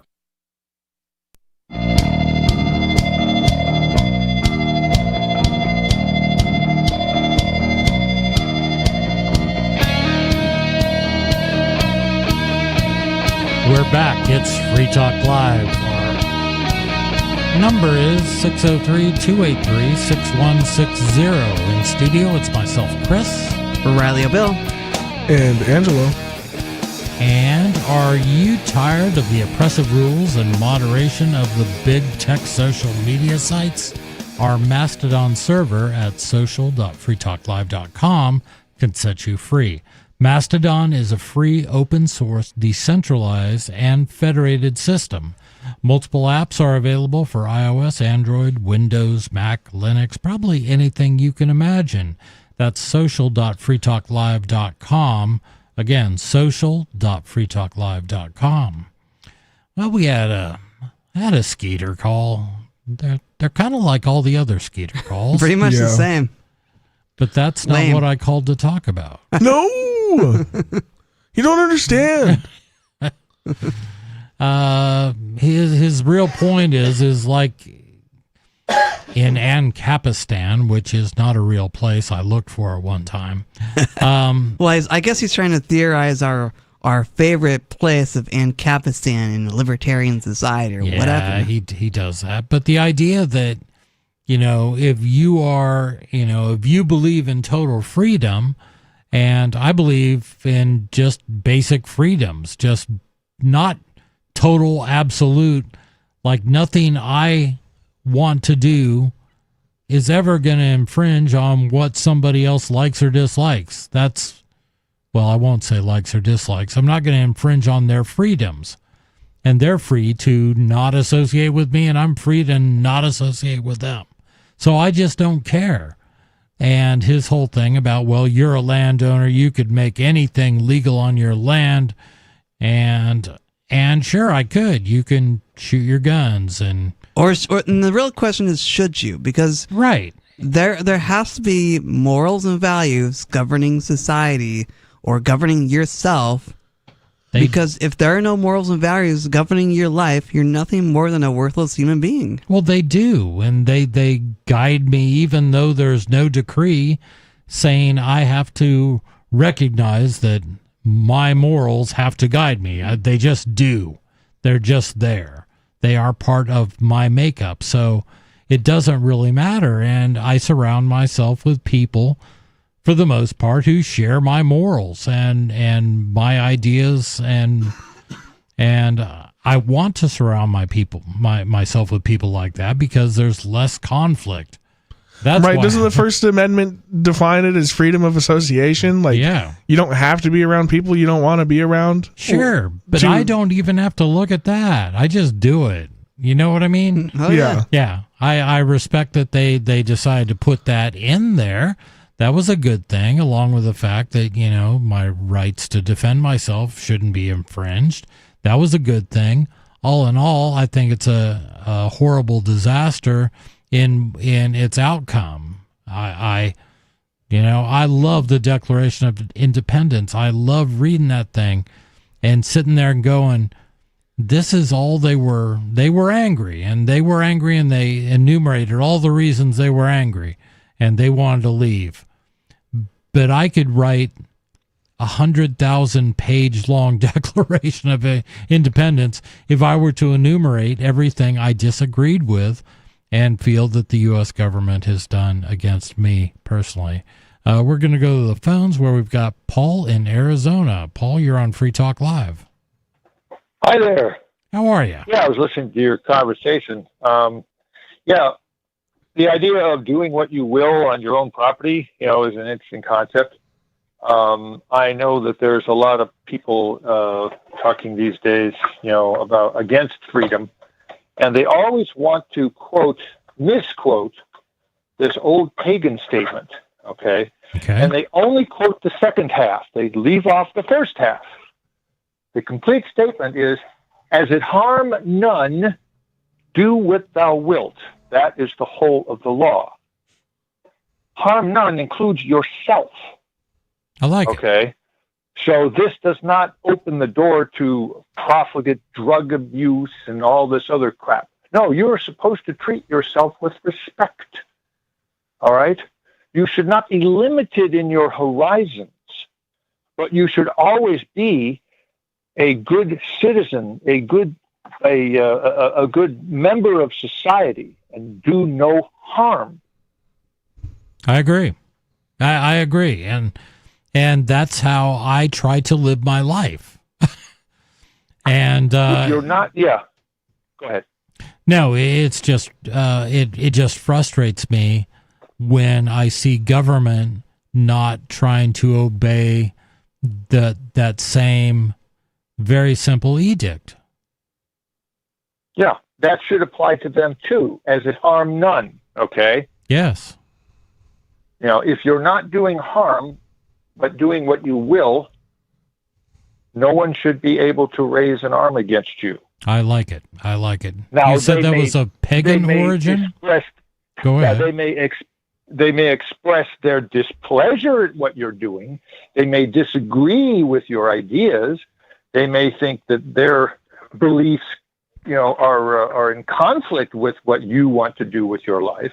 Sure. But unless they can put their finger on actual harm being done to anyone, they have no cause of action, as it were, to act against you. Yeah, I really I like that particular phrase that you brought up, and it's just so common in free thinkers throughout history. You know what I mean?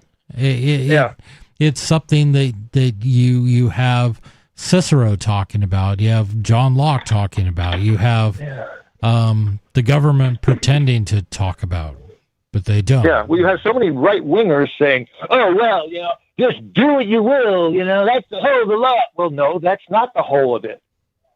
They leave off the no harm part. Oh, to be fair, you have left-wingers doing the same thing. I'm not excluding them. Right. Let me close with another shameless plug for a book that I did not write, and nor do I get any affiliate marketing benefits from. But it's called "What Is Our Problem?" by a gentleman by the name of what's his name? Just popped right out of my head. Urban. Is it Keith Urban? Now, I think we may have talked about this before. Yeah. It's a manual for societies, a self-help manual for societies. And I find it to be extremely Tim Urban. useful in understanding a lot of what's going on in the world, and gives you some good recommendations on how to proceed from there. Well, good. And I haven't read this yet. I know that I took a call from you one time and we talked about it, and I did not find it easily or quickly or before I forgot about it. But I will look into this. Apparently it is on Amazon. Yeah. And What's Our Problem? And yes, it's quite enlightening. I find it a refreshing view on how we can change our perspective. Like Scott Adams keeps talking about how you can reframe things and get much more value out of it. Yeah, I see it. Hey, Paul, thanks for the call.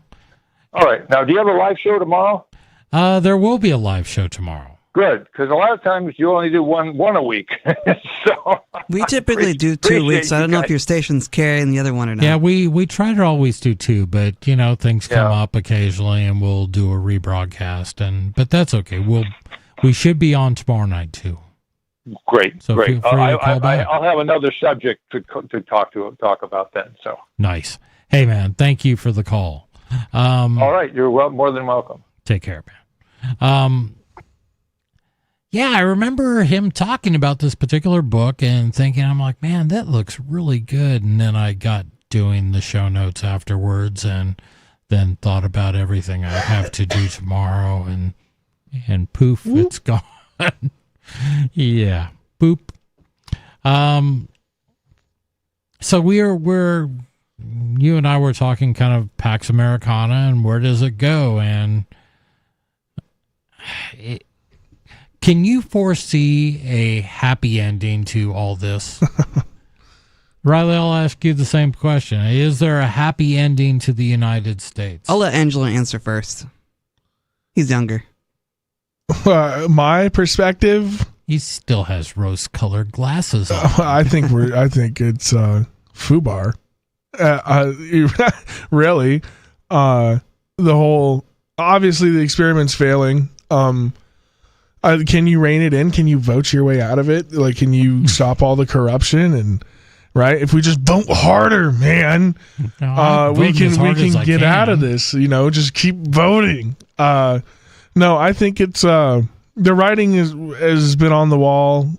The cracks are starting to become caverns, and everybody can see it. Especially the younger people, right? Like, our bridges are falling apart.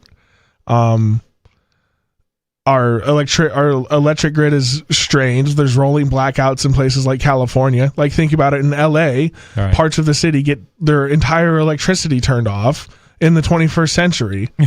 And that's, that shouldn't happen, right? That shouldn't be the case if we're the most glorified, empire that ever was. Yeah. And this is happening in other countries. I mean, every week we hear about, blackouts occurring in Europe, and blackouts, and some parts of the world haven't even got to the point where they ever had stable electric. Yeah, had the ability to have a blackout. Right. There's no lights. We look forward to the ability to have blackouts. Because that would be a big move. And to me, and why do I talk about secession so much? It's because we want to be able to say we have had enough of the federal government. We do not want to be part of your system any longer. We refuse to participate in your system any longer. Well, that's because the system's imploding, and your gut reaction is to get as far away from the explosion as possible. The damage is possible. So by seceding, I'm separating myself from the issue before it becomes so intolerable that I can get swept away in it, right? Like, to secede as like a group means we don't like the way you're going. We think you're going to do something wrong, and we don't want to be there when it goes wrong. That's the whole point of what we're doing. This is my viewpoint's a little different. I think it's just strained under size. Yeah, it's just this guy got too fat. He got too big. So you're saying the government's too bloated? It's not only the government that's now trying to come up with common laws for 330 million people. I just think there's a point where things don't work unless you decentralize. Unless you break it apart into pieces and let them. It's like a corporation. And sometimes these mega corporations get so big, and they actually, a lot of times it's because they're so successful, they decide to break off a department, a product group to its own company, and they'll break them up because they realize that they don't work well under trying to manage something of this size. And that's the point I'm at with the U.S. Well, I get that, but I'm saying I agree with you on these points, but the power never abdicates the power willingly, right? It's going to thrash and scream and hurt as many people as it can in order to maintain its grip on power. It never abdicates the throne. It has to be removed. So by seceding and getting away from that inevitability, right? When the old man has dementia and he's having flashbacks and punching nurses. Now you're getting personal. Well, everybody, kind of backs away.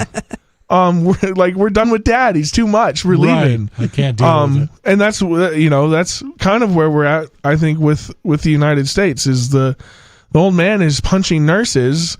And the kids kind of want to be like, dude, this old man's nuts. Like, let's just get out of here man. while we still can before he starts punching us. Right. Harder than he has been for the past, 100 odd years. How long has the Federal Reserve been around? So let's say the U.S., brings Venezuela in as a state. Do you think they'd really notice if they lost New Hampshire? I don't think so. I think Venezuela has enough oil Maybe resources. That's it. Yeah. They got It'd be a black eye on the empire. They wouldn't allow it. I know that. I don't like that answer, but you're right. No, and I love the secession ideas too, but like the reality is the empire won't allow that. They would rather all see us hanging in the street than allow for something like that to happen and like have it be like national news. Right.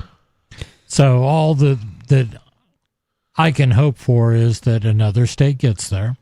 Any other state, they do something, even if it's just states changing boundaries, or California breaks up, or Texas goes it alone. And this is not a near-term thing. I know that. But I just don't see any chance of things continuing successfully. They won't.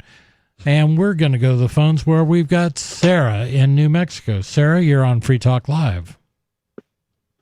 I don't understand, the Exxon and Mobil, they say that Venezuela is too unstable for us to go in and take over the oil companies. I don't understand. What are they really afraid of? I don't know if they're afraid of. They're afraid of how much money they would have to sink into it to make it viable. Chevron is still down there. They've been there the whole time. Oh, really? Yeah, Chevron has always been there. It's not like there are no oil companies, but under Chavez, he nationalized all the oil companies. So there used to be, don't quote me on these, but there were other oil companies down there. Let's say Mobil was down there, and Chavez or maybe it was Maduro said, all right now all oil companies are nationalized, which simply means that we now own all your equipment, and we're going to produce it and take the benefits and take all the money that we get from selling the oil that you created, the infrastructure that you created. That's the biggest fear of the oil companies. They don't want to get that pulled on them again, and a lot of them are pretty afraid to go back there. And they're talking about, we want to have guarantees from the U.S. government that you will protect our assets if we put money into Venezuela. So they are literally... They have a socialist communist revolution, and actually Hugo Chavez took over. Yeah. I mean, the oil companies, weren't they run out by fear of force? I mean, they just didn't ask them to leave politely. No, they said guys with guns went there and said, these are no longer your oil wells. This is no longer your refinery. At the point of a gun, they were ordered to leave or die.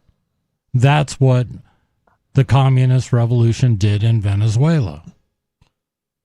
Right, and they used force. Trump used force, bombing and arrested Maduro by using force again. What they're saying is that just because you get rid of the head figure, it doesn't automatically change the whole country. As Trump thinks that he did.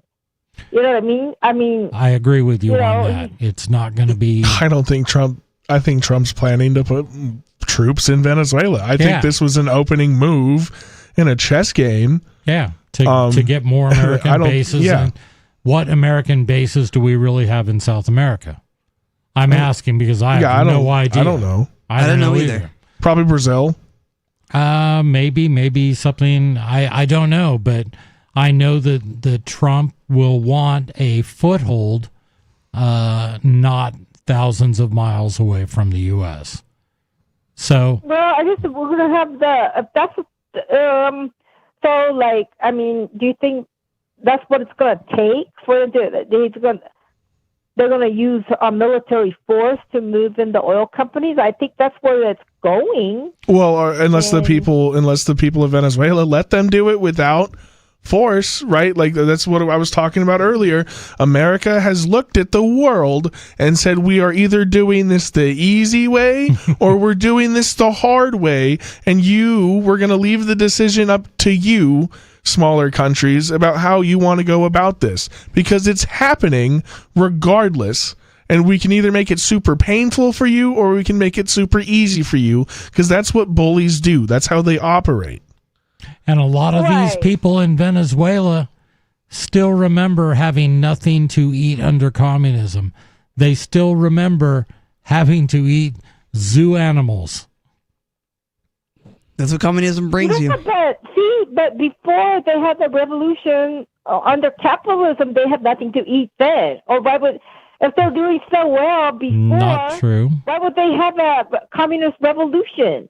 They wanted something better and different. Because right? they wanted more, and communism works very well for getting the people at the top all the things they want. It doesn't work well for the regular people, for the proletariat. It doesn't. It does not.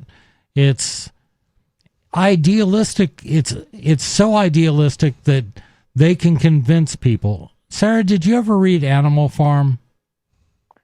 I never did. Read it. I would recommend it. And it's a really good story, and it's you'll love it. It's a good kid story. Yeah, it is. Well, I just want to bring up one more thing. Did you know that right now it's illegal to put speeding cameras on our federal highways, like freeways? Oh, good. That is the most absurd. You know why?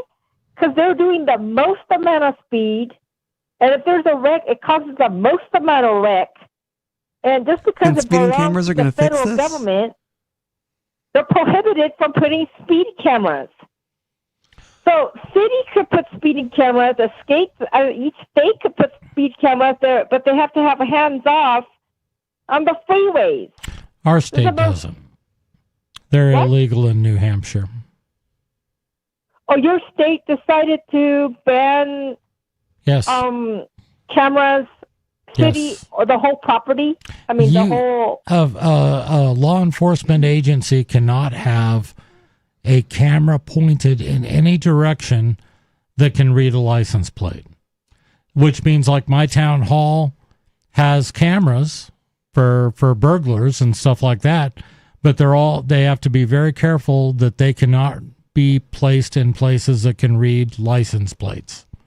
Isn't that crazy? And we also don't have to we don't have to have seatbelts.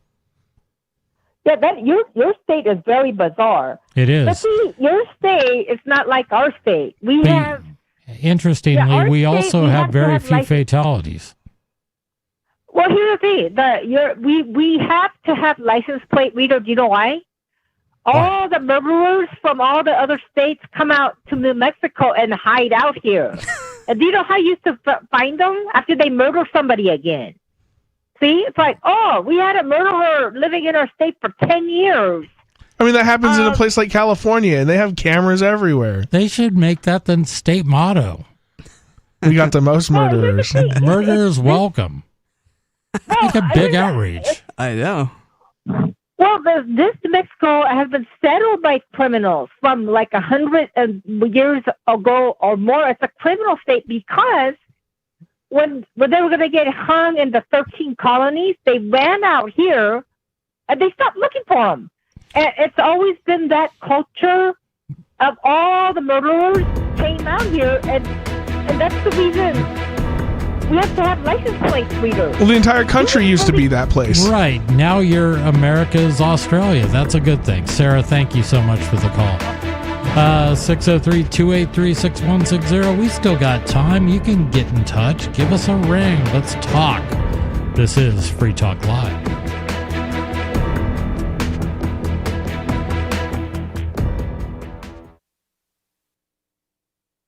Free Talk Live. The amount of young people being brought up on criminal charges, sex offender charges, for taking nude photos of themselves and putting them online. It's just so sad to see these people having their lives just rolled right over the top of by these prosecutors that want to make it look like they're doing something good, but they're not doing anything that's helping anyone. There's no victim in this case. When you hear the term child pornography, what should come to mind, if anything, should be the idea of forcing children into sexual scenes and videotaping or photographing them. Forcing children, or somebody... Even if it's a child forcing another child, I think the force is the issue there. If you're talking about a 15-year-old girl voluntarily choosing to take a nude photo of herself to send to her boyfriend or to post online, no one forced her to do that. Free Talk Live. 7 nights a week. Free from 7 to 10 Eastern at freetalklive.com. The new 4th edition of Healing Our World, The Compassion of Libertarianism, will take your understanding of liberty to a deeper level and has over 1,300 updated references, new cartoons, and a foreword by Dr. Ron Paul. With discounts for multiple book purchases, the 4th edition of Healing Our World is a great gift for the liberals, pragmatists, environmentalists, and Christians in your life who think libertarianism is cold-hearted. Get yours today at healing.freetalklive.com and use promo code FTL for a $5 discount. There are lots of ways to listen to Free Talk Live. Our podcast has been around since podcasts began, and now the FTL feed is loaded with content besides our full show archives. Did you know that we make it easy for you to customize your podcast subscriptions? We have different feeds, one that includes only our full shows, one with just the Daily Digest, and our main feed that includes everything. You decide what you listen to. It's quick and easy to customize your feeds at feeds.freetalklive.com. That's feeds.freetalklive.com. You're listening to the live edition of Free Talk Live. Hour number 3 is next after the news here on the Liberty Radio Network at LRN.FM. From Feature Story News in New York, I'm Mitch McCann with the Week in Review. In a stunning late-night operation, the United States captured Venezuela's president, Nicolas Maduro, and his wife in Caracas. The pair were then transported to New York City, where they appeared in court facing a series of narco-terrorism-related charges. President Donald Trump said that the raid was part of large-scale strikes against Venezuela. Mary Trini Mena was in Caracas as it all unfolded. This morning, Venezuelans woke up with several blasts across the city. We heard airplanes and helicopters passing through across the city of Caracas, flying over. What we know so far is the information provided by the Venezuelan government. They say the attacks took place in 3 different states of Venezuela: La Guaira, Aragua, and Miranda. Miranda is located in the metropolitan area of Caracas. I heard the blast earlier in the morning. Right now, the city remains in calm, with authorities calling to the citizens to preserve the sovereignty of the country and remain in calm. The government says they will declare a state of emergency. And then we hear about the information provided by Donald Trump saying they capture the leader of Venezuela, Nicolas Maduro, and his wife, Celia Flores. A U.S. immigration agent shot dead a female driver in Minneapolis this week, kicking off a political firestorm. Video of the shooting sparked further protests in a city where around 2,000 federal officers have been deployed, Nick Harper reports. The shooting in Minneapolis has become the latest political touchstone, with the left and the right viewing the videos in contradictory ways. Law enforcement officials say that the agent was acting in self-defense, that the woman was trying to run him over. They called the driver a violent rioter, with Donald Trump describing her as violently, willfully and viciously attacking the ICE officer. Those on the left and protesters say this was murder, with Minnesota's governor, Tim Walz, saying it was a consequence of the federal government trying to generate fear, headlines and conflict. It was reported this week that a complete internet shutdown was imposed in Iran after mass protests against the country's clerical leadership. What started as demonstrations against Iran's struggling economy has now become a wider movement, with agitations now being reported in all 31 provinces of the country. Ishan Garg tells us more. Videos verified by local media show large crowds of anti-government protesters marching through Iran's capital Tehran's street on Thursday, some calling for the removal of Iran's supreme leader, Ayatollah Ali Khamenei. Though demonstrations started in Iran in late December against rising inflation, Thursday's protests are believed to be triggered by calls from Iranian Crown Prince and a key opposition leader, Reza Pahlavi. Amnesty International says more than 20 people have died in the protests since December 31st, and concerns remain about further clashes between protesters and Iranian security forces. The French Foreign Minister says he will work with European allies to create a plan should the United States follow through on its threats of taking control of Greenland.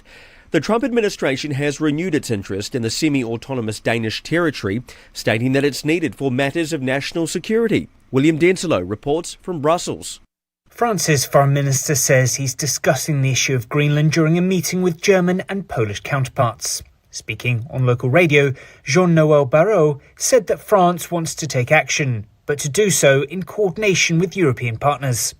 This comes as US President Donald Trump says he's discussing a range of options to acquire Greenland, including the use of the military. Washington says it needs the territory to stave off an increased threat in the Arctic posed by Russia and China. Several European leaders have penned a joint statement this week saying that the region's security is a collective issue and that Greenland belongs to its people. 380,000 homes were left without power on Friday after Storm Gority hit France. The north of the country was worst hit, with all train services in the region of Normandy cancelled. Ross Callan reports. In Normandy, heavy rain is sweeping across the region and winds in excess of 200 kilometres an hour have brought down trees on railway lines and electricity cables. Dozens of people have been injured across the country, and the top official in the region around the port city of Calais has ordered the public to shelter in place for now. The stormy conditions will continue into the weekend. On Saturday, 6 regions in the northeast of the country are expecting more snow and ice with yellow weather warnings in place. From Feature Story News in New York, I'm Mitch McCann, and that was the Week in Review.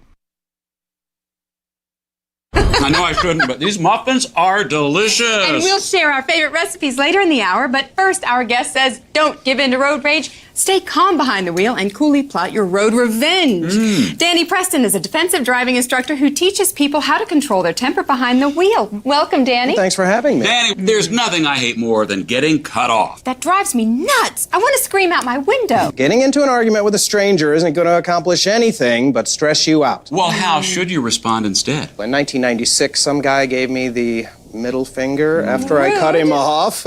I recognized him from TV. That's when I decided to become a defensive driving instructor, developing the skills I needed to eventually be invited on his show as an expert. Now, once you're there, it's just a simple matter of switching out his muffins with the ones you made yourself. How many did you eat? What? I don't know. Thank you so much for sharing your tips, Danny. Danny is not my true name. This is the Onion News Network. You can help spread the ideas of liberty with our Patreon for just $5 per month at amps.freetalklive.com.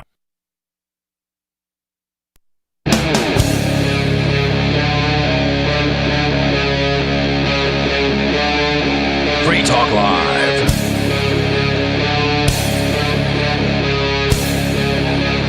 It is Free Talk Live, hour number 3. Time just flies by when you've got great phone calls and good show and even other phone calls. It is, and it's just fun to talk about where we're at and I'm waiting for someone to come up with a good solution to where we're at, and we don't think that's ever gonna happen. Well, I think we're on a maybe one day, if we're lucky, a Messiah will come back and save us. Okay. I'm hoping that's the case. That would be a good outcome. I know Christians believe it's Jesus, and that's fine, but we'll see what happens in my lifetime. So, yeah, Mormons, man, I'm going to offend somebody here. Offend away. So if Jesus Christ, our Lord and Savior, if you're a Christian, were to come back to descend from heaven and start his third reign or second reign or fourth reign or whatever it is, does that fulfill Mormon prophecy? I mean, Mormons believe that. Tell me about this, because I just don't know. Mormons definitely would believe that Jesus is coming again, and I think they, if I remember correctly, as Mormons, they teach that America is the promised land and Jesus is actually coming back to America. Have you broke the news to them? No. What news should I break to them? The whole America is the promised land. I'm not convinced. I'm not convinced. Maybe this is why I'm not either. a Mormon. Okay. Okay, but the Jesus will return. Yep, he's going to come back to Missouri because that's where the Garden of Eden supposedly was. Missouri? Yeah. Like the Ozarks? Yeah. Ozarks like Jackson County. Nice. Yeah, they tried to start in Missouri, and Missouri and didn't shot him a bunch and kicked him out. Oh yeah, Missouri kicked him out. Right. They kicked us out long ago. Was this which prophet was this? Joseph Smith back in the day. Yeah. So do the Mormons look to Missouri as like some like lost territory that must be reclaimed? Yes. Really? Yes. Especially Jackson County, Missouri. So it's like they're Israel almost? Like they're the diaspora from their Holy Land? I would think so, yeah. Like they're cast out. They have to. It's been a lot longer than 40 years. They did get cast out. They were cast out of the United States, too. Yeah, they got cast out the whole country. We later came. We caught up to not we. The government caught up to them. Yeah, they had to set up outside of the lines. Right. Interesting. So definitely a Zionistic sort of thinking within Mormonism. They think that Jesus is going to come back, but he's also going to come back to Jerusalem too. So, so he's going two places at once. Yeah, he'll have. Maybe not at once, but right. He'll have a summer place. He's gonna have a summer home in Gaza, in the rebuilt Gaza. Yes, he's gonna have a summer the Gaza home Strip at the Temple Mount, and he's gonna have a winter home in Missouri, where the new Jerusalem is going to be built. What about Utah? I don't know. Yeah, is it just a vacation home, or I guess it's got great skiing? It definitely has great skiing. So maybe Jesus will go skiing. He's gonna go shred the gnar, dude.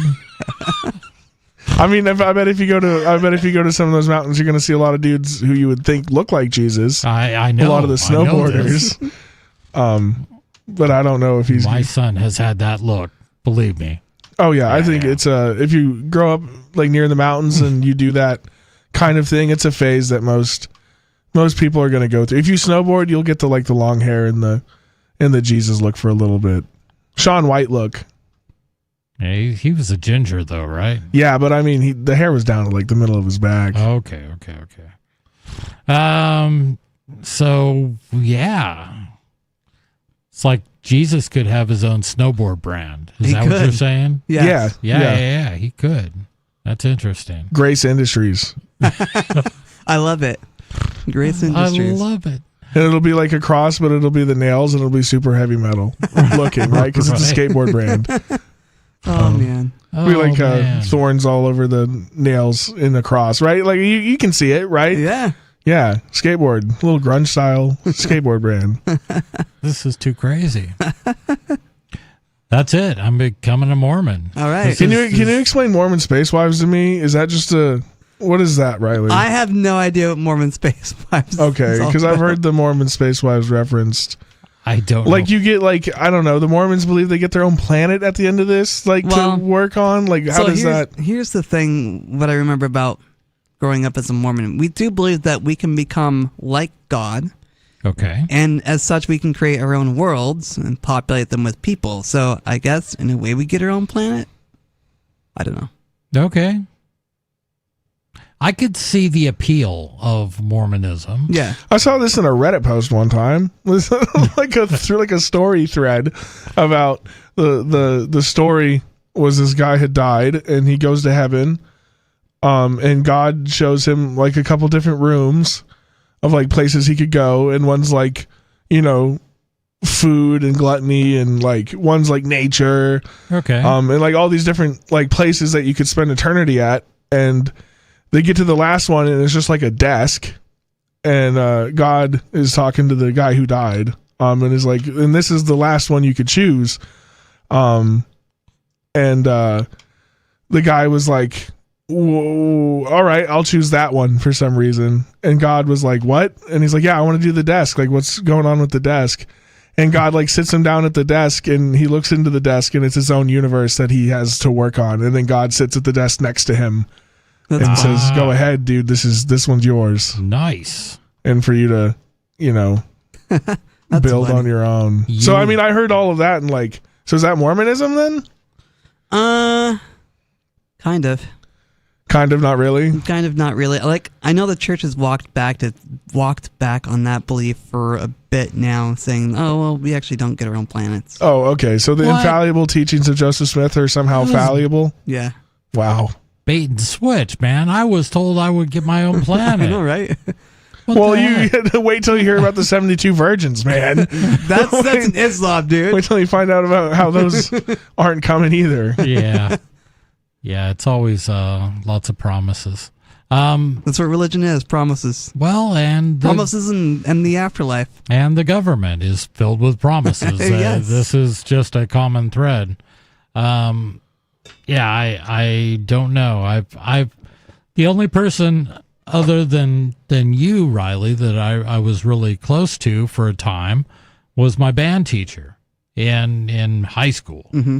And he was a lot of fun.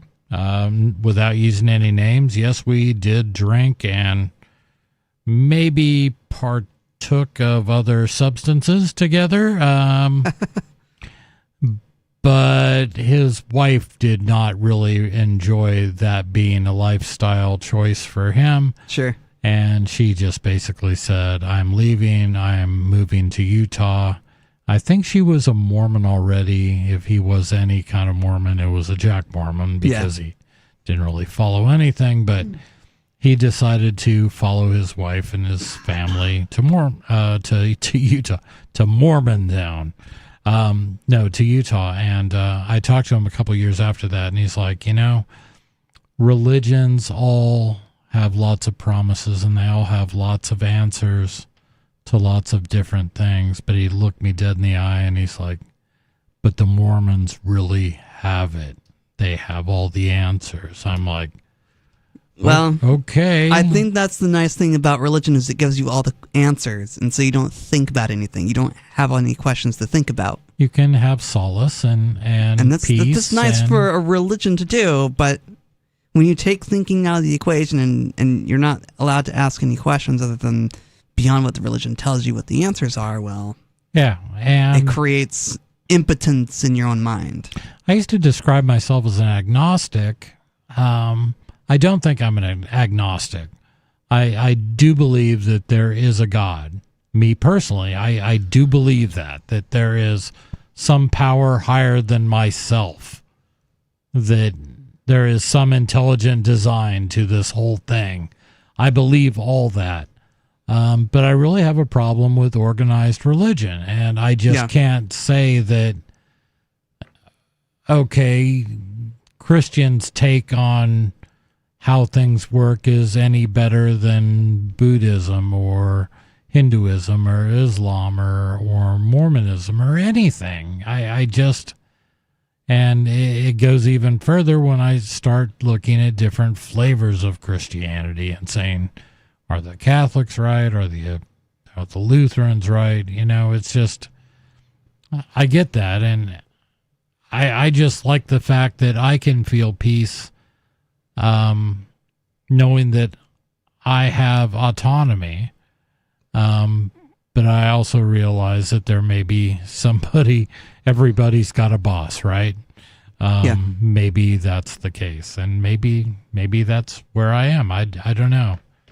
Like, I'm with you on organized religion. I'm not a huge fan of organized religion. I do believe that there's God somewhere. Maybe God is inside us. I don't know. Maybe we're just all pieces of God experiencing. Maybe we're just all God experiencing itself simultaneously. I have no idea. But regardless of that, organized religion just hands you a book or books and says, here are the answers. We don't need to think about anything else. Just listen to us. We'll give you all the answers to all the questions you have. Thus creating this prison, if you will. Yeah. This prison of your mind to say you can't go beyond this mark. One thing I value about, my spiritual path is that I get to ask more questions and think about things deeper. And I don't know what I believe is true. Right. I'm not going to hang my hat and say, this is the truth. This is the ultimate truth that we are all God and experiencing itself simultaneously. Okay, that's a nice belief. Something has to be true, though. Well, something, right? Because the truth exists. Yeah. Sure. So not all of these things can be true, right? I understand you talking about the different flavors of Christianity. I don't know. Like I've been like church history. You could go all the way back to like the Council of Nicaea, like 325, right? And then the schism in 1050 that even created the Catholic Church. And like there's a whole like, I think as Westerners, we don't even talk about like Eastern Orthodoxy. Nobody even talks about that whole other side of a church, the side that, you know, claims holy apostolic succession from the apostles. And there's a whole history of a church going a different direction than the Catholics did for like 2,000 years. Right? For at least the past 1,000 years. Yeah. Going a totally different direction with the way they went about their church, right? Like, it's a decentralized church. The bishops control their own areas, and then they confer with each other, right? So Orthodoxy is working on a totally different wavelength than like the papacy of Rome, almost acting as of like an emperor of Christendom. Yes. So I don't know. You want to talk about like a self-autonomy? That feels pretty self-autonomous, right? And then you're not forced to be a part of that church either if you don't want to be, right? As well, right? So if you really want to get away from like, if you lean towards the Christian idea of things, right, but you have issues with like the Pope or with Martin Luther, Archbishop of Canterbury, well, like if we keep changing the book every time, like every generation, we have to fight about what the rules are.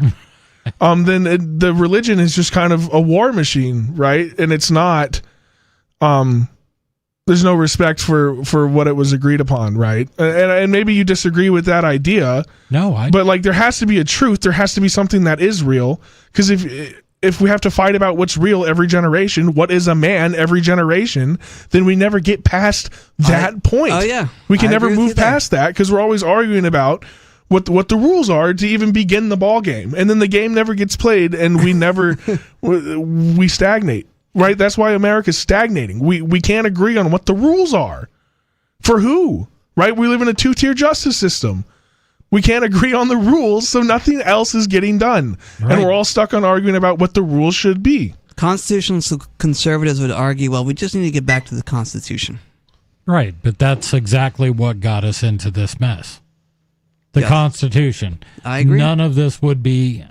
And you think about, I was Googling a little bit on Constitution and immigration today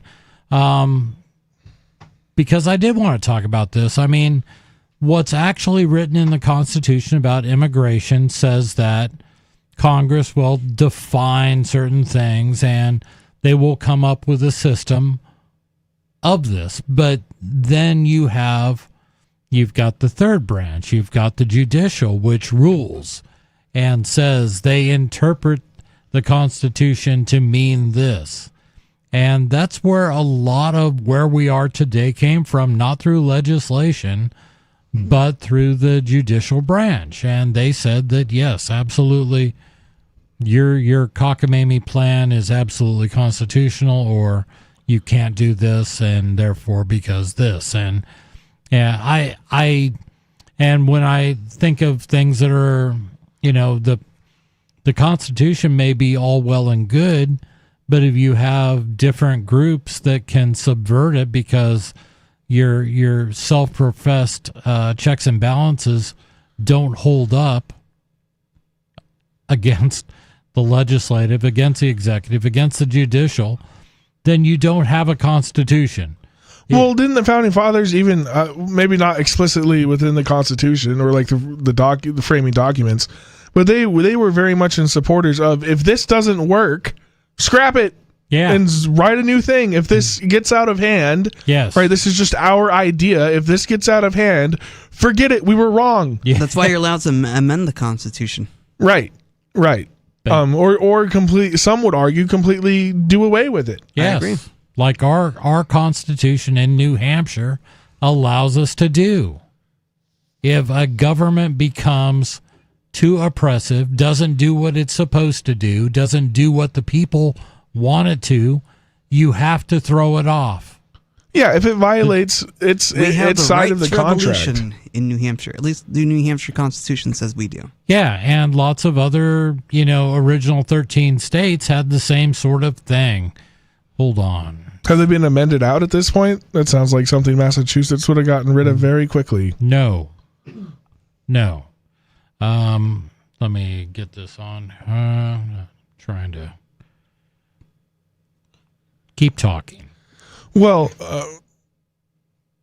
I just think it's a good idea to hold to the principle of altering or abolishing your government if it's too unwieldy. Yeah, that was like the whole point, right? They said the tree of liberty has to be watered. And I don't know, maybe that's why they said it had to be watered with blood, because they understood that power never abdicates and it has to be taken away. And these guys had just got done fighting the revolution, right? They had just got done watching their houses get burned to the ground by British troops to have a shot at doing this, right? And that's what it costs. It costs blood. And that's what I mean when you say, is there a good way out of this? No, because the way out costs blood. It does. And it is, it just, I don't think people want to take it that far. All right. I pulled it up.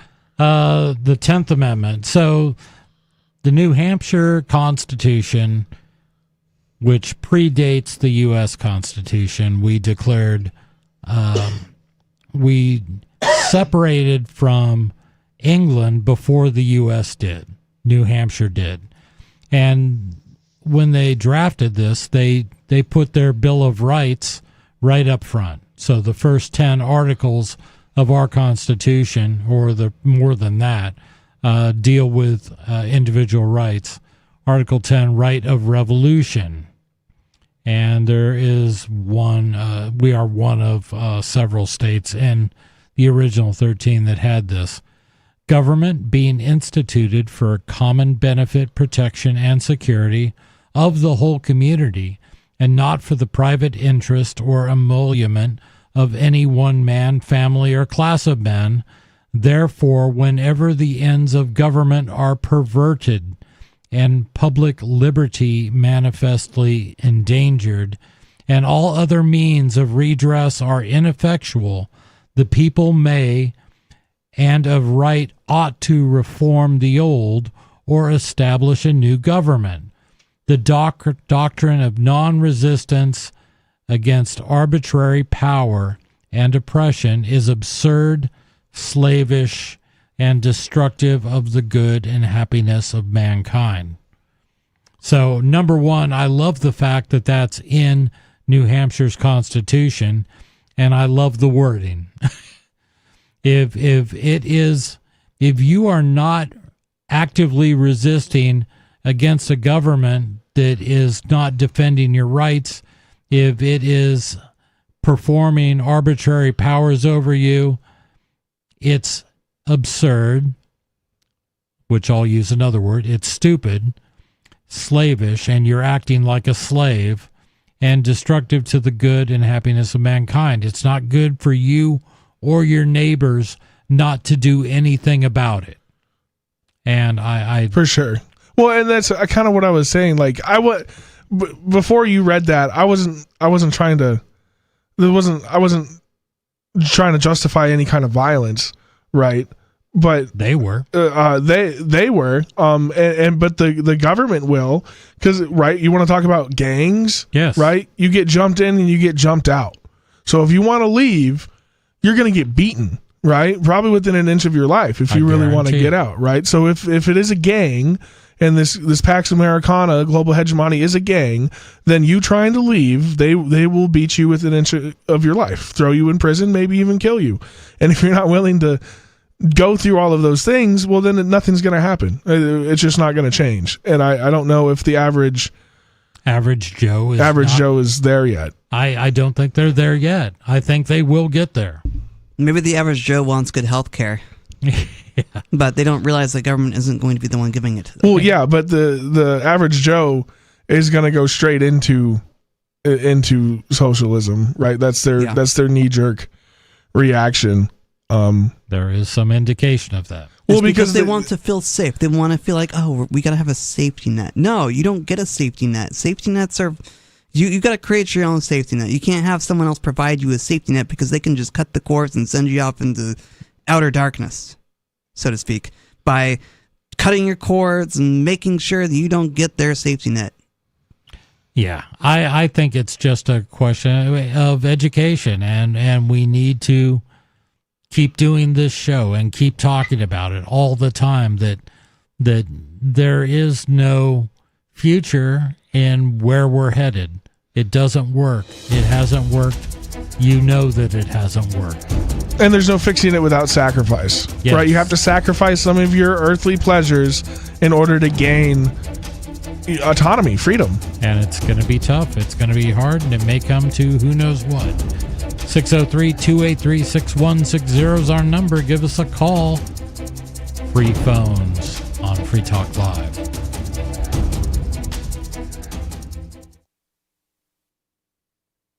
Hey, you are going to love the movie Victimless Crime Spree. It's hilarious, heartwarming, and carries a ton of inspiring freedom messages. Feeling down about the lack of liberty in your life?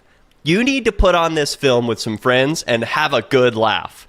It's a true story about me and my friends in New Hampshire living free, singing, dancing, and getting arrested. Of course, it's all on video, and the bad guys, the cops, judges, bailiffs, and sheriffs, they all play their part like it's out of a movie or something. You would think we scripted the whole thing, but it's real life. Go ahead and have a watch, and if it's been a while, have another look. I guarantee you'll notice things now that you didn't notice before. And the best part is that you're going to walk away feeling a renewed sense of your own power. You are the master of your destiny, and you will be free in your lifetime. Victimless Crime Spree. From Feature Story News in New York, I'm Mitch McCann with the Week in Review. In a stunning late-night operation, the United States captured Venezuela's president, Nicolas Maduro, and his wife in Caracas. The pair were then transported to New York City, where they appeared in court facing a series of narco-terrorism-related charges. President Donald Trump said that the raid was part of large-scale strikes against Venezuela. Mary Trini Mena was in Caracas as it all unfolded. We heard airplanes and helicopters passing through across the city of Caracas, flying over. What we know so far is the information provided by the Venezuelan government. They say the attacks took place in 3 different states of Venezuela: La Guaira, Aragua, and Miranda. Miranda is located in the metropolitan area of Caracas. I heard the blast earlier in the morning. Right now, the city remains in calm, with authorities calling to the citizens to preserve the sovereignty of the country and remain in calm. The government says they will declare a state of emergency. And then we hear about the information provided by Donald Trump saying they capture the leader of Venezuela, Nicolás Maduro, and his wife, Celia Flores. A U.S. immigration agent shot dead a female driver in Minneapolis this week, kicking off a political firestorm. Video of the shooting sparked further protests in a city where around 2,000 federal officers have been deployed, Nick Harper reports. The shooting in Minneapolis has become the latest political touchstone, with the left and the right viewing the videos in contradictory ways. Law enforcement officials say that the agent was acting in self-defense, that the woman was trying to run him over. They called the driver a violent rioter, with Donald Trump describing her as violently, willfully and viciously attacking the ICE officer. Those on the left and protesters say this was murder, with Minnesota's governor, Tim Walz, saying it was a consequence of the federal government trying to generate fear, headlines and conflict. It was reported this week that a complete internet shutdown was imposed in Iran after mass protests against the country's clerical leadership. What started as demonstrations against Iran's struggling economy has now become a wider movement, with agitations now being reported in all 31 provinces of the country. Ishan Garg tells us more. Videos verified by local media show large crowds of anti-government protesters marching through Iran's capital Tehran's street on Thursday, some calling for the removal of Iran's supreme leader Ayatollah Ali Khamenei. Though demonstrations started in Iran in late December against rising inflation, Thursday's protests are believed to be triggered by calls from Iranian Crown Prince and a key opposition leader, Reza Pahlavi. From Feature Story News in New York, I'm Mitch McCann, and that was the Week in Review. Yep, we still do email. Drop your email address in the entry box at freetalklive.com, and you'll be kept in the loop with Free Talk Live.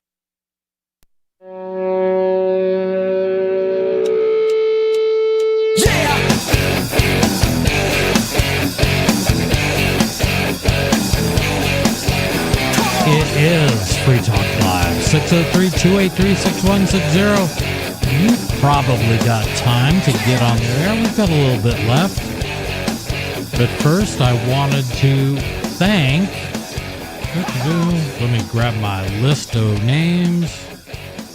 I wanted to thank Jesse for being an amplifier with us here on Free Talk Live. That means that Jesse went to amps.freetalklive.com and signed up to support the show. AMPS stands for Advertise, Market, Promote, and Support.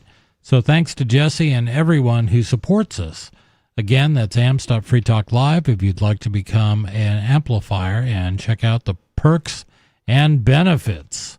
Again, that's amps.freetalklive.com. In studio, it's Chris, Riley O'Bill, and Angelo. And we have been all over the board, as we are wont to do. We've been talking Minneapolis. I know it's sadly that poor officer that shot that woman is in hiding now. Dang. What do you do when you shoot somebody, Chris?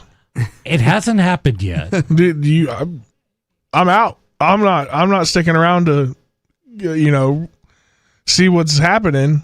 I'm hiding. He did fear for his life, so I guess he still fears for his life. Absolutely. Well, so do mob bosses. They do. So do lieutenants of mafioso families. They probably fear for their lives too. I get it.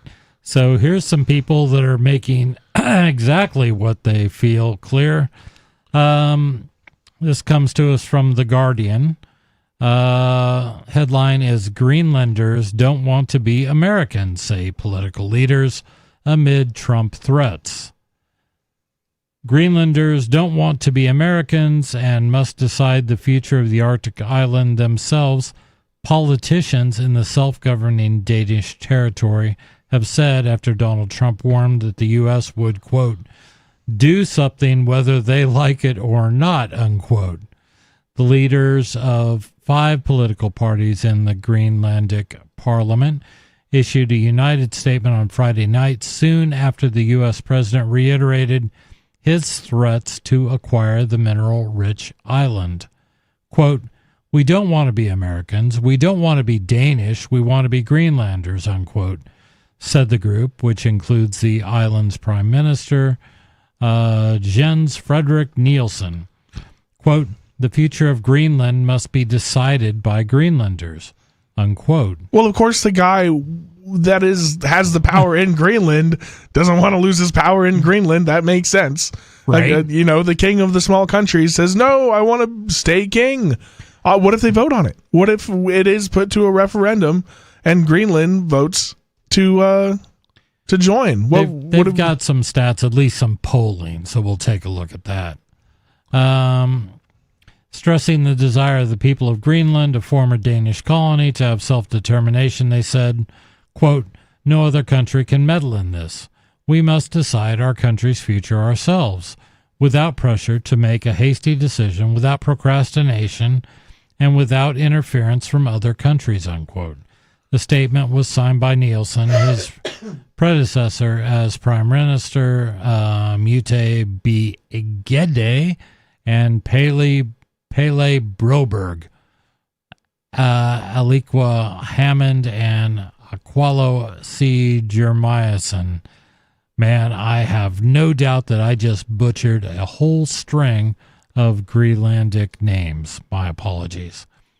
I don't think I could do any better. So at a meeting, is there like a bunch of like dots over letters in random places? No umlauts. All right, no umlauts. But at a meeting with oil and gas executives at the White House earlier on Friday, Trump had said Greenland was crucial to U.S. national security. Quote, we're not going to have Russia or China occupy Greenland. That's what they're going to do if we don't. So we're going to be doing something with Greenland, either the nice way or the more difficult way, unquote, he told reporters. Or, one could say you could think about the diplomatic way. You could actually just work with Greenland, and they would probably love to get some cash for all their valuable minerals, and they would probably love to lease you some land for missile defense. Well, aren't they already in NATO? Yes. We already pay for all that anyways.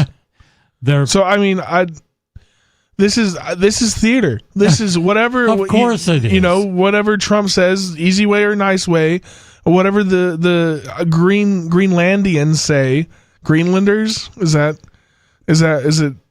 What is their Greenlanders? Whatever the Greenlanders say, it's all moot because the U.S. government is going to kick their door in and take it over. Because if they don't, and we do get into this global type conflict between Russia and China, Russia or China are going to kick the door in on Greenland and take it over themselves, right? That is what Vladimir Putin would do if it if it really did come to a wartime. Right, but he's got to take the Baltic states first. Yeah, he's got to get through Ukraine first. He's got to get that. He's got to get Estonia, Latvia. He's got a lot of ground to reclaim before he thinks about, like, it does no good to have an island not as a bordering island. He's got to... Well, I'm not saying he's going to make a move on it tomorrow. I know, but it's like the game of Risk. Well, right? Exactly. We're making the moves first. Right. And that's what... But what we're saying, all of this... Greenland, nobody's stopping this. We're not stopping this train, is what I'm saying. And Greenland has a population of... Why do I think it's something like 40,000? We'll have to Google that. It's something super small. But Donald Trump is obviously spat in his base's face. He says, I don't care about you. We're doing Pax Americana. And that's maybe that's what he thought he promised the American people. We're going to do America first, but America for the world, right? And we're going to put ourselves first in these positions. I can see why Trump would do such a move, but it doesn't look good on the world stage either. Well, no, and I think Donald Trump is saying world stage be damned. Absolutely. Right? I'm doing what I believe is America first. And maybe America first is grabbing all these resources. How many more terms do you think Donald Trump has in him? That's a good question. He could probably do one more term. But if he's going to run for another term, Barack Obama should be allowed to run for another term too. Angelo, any... Last president. That's who I think Donald Trump is. I think if if war kicks off, he's not leaving. Right. Right. FDR didn't leave, but it was legal for him to keep running. Right. So they've just made it illegal for him to keep. He's not leaving. Yeah. Right. Especially if what he considers the opposite is so against him that as soon as they get back into power, they'd reverse a bunch of his stuff. He's not going to abdicate the throne. Power does not let it go. Plus, he's naming like the Kennedy Center, the Kennedy Trump Center, so he can't go. He's doing a new ballroom. I mean, this is big stuff. He's making renovations. He's there. No, he probably is Caesar, but that's the nature of republics, dude. Yeah. That's the nature of them. That is the end result. So I don't know. I mean, we're right at the 250 mark. Yes, we're right at the 250 mark. He can celebrate it. I think that's what he's going to do. Yeah, and maybe he does. I don't know. What do you do if you've already rejected the authority of the U.S. government to begin with? Who cares who the king is, right? If you already thought the whole system was a joke, right, then what does it really matter if they name the guy king or not? You already knew none of it was real, and it was just an excuse to use violence against you to extract the wealth from your hands and put it into the hands of others, to do what they feel is best with it. And I dare say, I hate to say this, somebody will give me hell for it. I think conservatives could kick liberals' butts in a fight. I think so too. Oh, I really probably, yeah. Probably. I just think about a lot of them are just the people who are closer to my shape than skinny shape. You know. Well, you and I share a shape. Right, but I feel like it's just the youth, right? What side? Because that's who really has the monopoly on violence. We talk about the government and stuff. It's the young men, because they're the only ones who are really capable of it at any levels that mean anything. Right. Are young men. So it's whoever the young men decide to back is who wins that fight. And right now, it looks like most young men are conservative. Yes. So that I think that gives you your answer. Right. Trump is actively discussing, in quotes, discussing making a potential offer to buy the island with his national security team, the White House confirmed earlier this week. Greenlanders have repeatedly expressed their refusal to be part of the U.S., with 85% of the population rejecting the idea to a 2025 poll. Polls also show only 7% of Americans support the idea of a U.S. military invasion of the territory, which the Danish Prime Minister Mette Frederiksen recently said would mean the end of, quote, NATO and therefore post-Second World War security, unquote. She has urged Trump to stop threatening to take over the country, saying the U.S. has, quote, no right to annex any of the 3 countries of the Danish kingdom, meaning they still have a king? Or are they just saying, is kingdom colloquial, whatever, the word? Yeah. Is that just like a catch-all they're trying to use? No, they have a king. Denmark has a king. They are a monarchy. Wow. Some people are just so old-fashioned. Well, that's nuts. That's got to be like, well, I guess he's like a neutered monarch then. They all are. Yeah. Well, we did that during World War I. We made sure the banking system said no more monarchs getting out of debts by just kicking us out of their country. Right. We'll just destroy the monarchies. Well, it looks like we're heading back to one right now, though. Well, is this one that's installed by the bank? What's that? The King Trump. King Trump. Is this one that's installed by the banks, though? It so what means? Surprise me because what does that mean? Low interest rates. I don't know if Trump would be their number one pick. Regardless, he's still in there, though. I know he's in there. I just think he's kind of unhinged. I mean, just completely unhinged. Well, why did they let him in? He's got to be. Somebody has to have some control over what he does. Oh, there has to be the Epstein files, dude. They got a lot of dirt on him. Well, exactly. There has to be somebody that's pulling more strings than just King Trump. Right. They're using Trump's ego to their advantage because he would love nothing more than to be king of America, right? That would stroke his ego. He might die from that emotional orgasm that he's been given, right? With his ego. His heart might just stop. Yeah. I love that term, emotional orgasm. Yeah, it might stroke his ego so hard his heart would just stop. They're playing into that. And I think the people around him, people like Peter Thiel, Steve Bannon, well, not so much Steve Bannon, other guy. Yeah. You know, those people that are behind him in all of the pictures, and it's why is this guy spending so much time with the president when this guy is not elected? You know, like his advisors that aren't even in his cabinet. Sure. Types. And I guess all presidents have people like that. But I think the people who have positioned themselves at this moment, we're full tilt Pax Americana, dude. This is the American Empire. This is it. Trying to see where I'm at. This was about Greenland, asked about Trump's statement. The head of NATO's forces in Europe, U.S. General Alexis Greenwich, said he did not wish to comment on whether the alliance, which includes Denmark, would survive without the U.S. But he responded on Friday by saying NATO was far from being in a crisis. Quote, "There's been no impact on my work in the military level up to this point. I would just say that we're ready to defend every inch of alliance territory still today." We have given them all of the tech. We own all of their technologies. You think we don't have a way to just turn it off? I guarantee you that's built in the back end. It's the same thing the Chinese do with their tech. Sure. We've footed the bill for their entire defense budgets. Everybody points to places like Denmark and Sweden, how great socialism is. Just wait until they have to start buying their own guns and watch how quickly the hospitals quit getting funded. The U.S. has operated a military base in the northwestern tip of Greenland since the Second World War, where more than 100 military personnel are permanently stationed. Existing agreements with Denmark would allow Trump to bring in as many troops as he wanted to the island. Existing agreements with Denmark would allow Trump to bring in as many troops as he wanted to the island. So legally, like, Trump could just roll in with 100,000 troops and. Did we figure out the population of Greenland? I'll look it up right now. Please. But Trump told, dang it, I lost my page.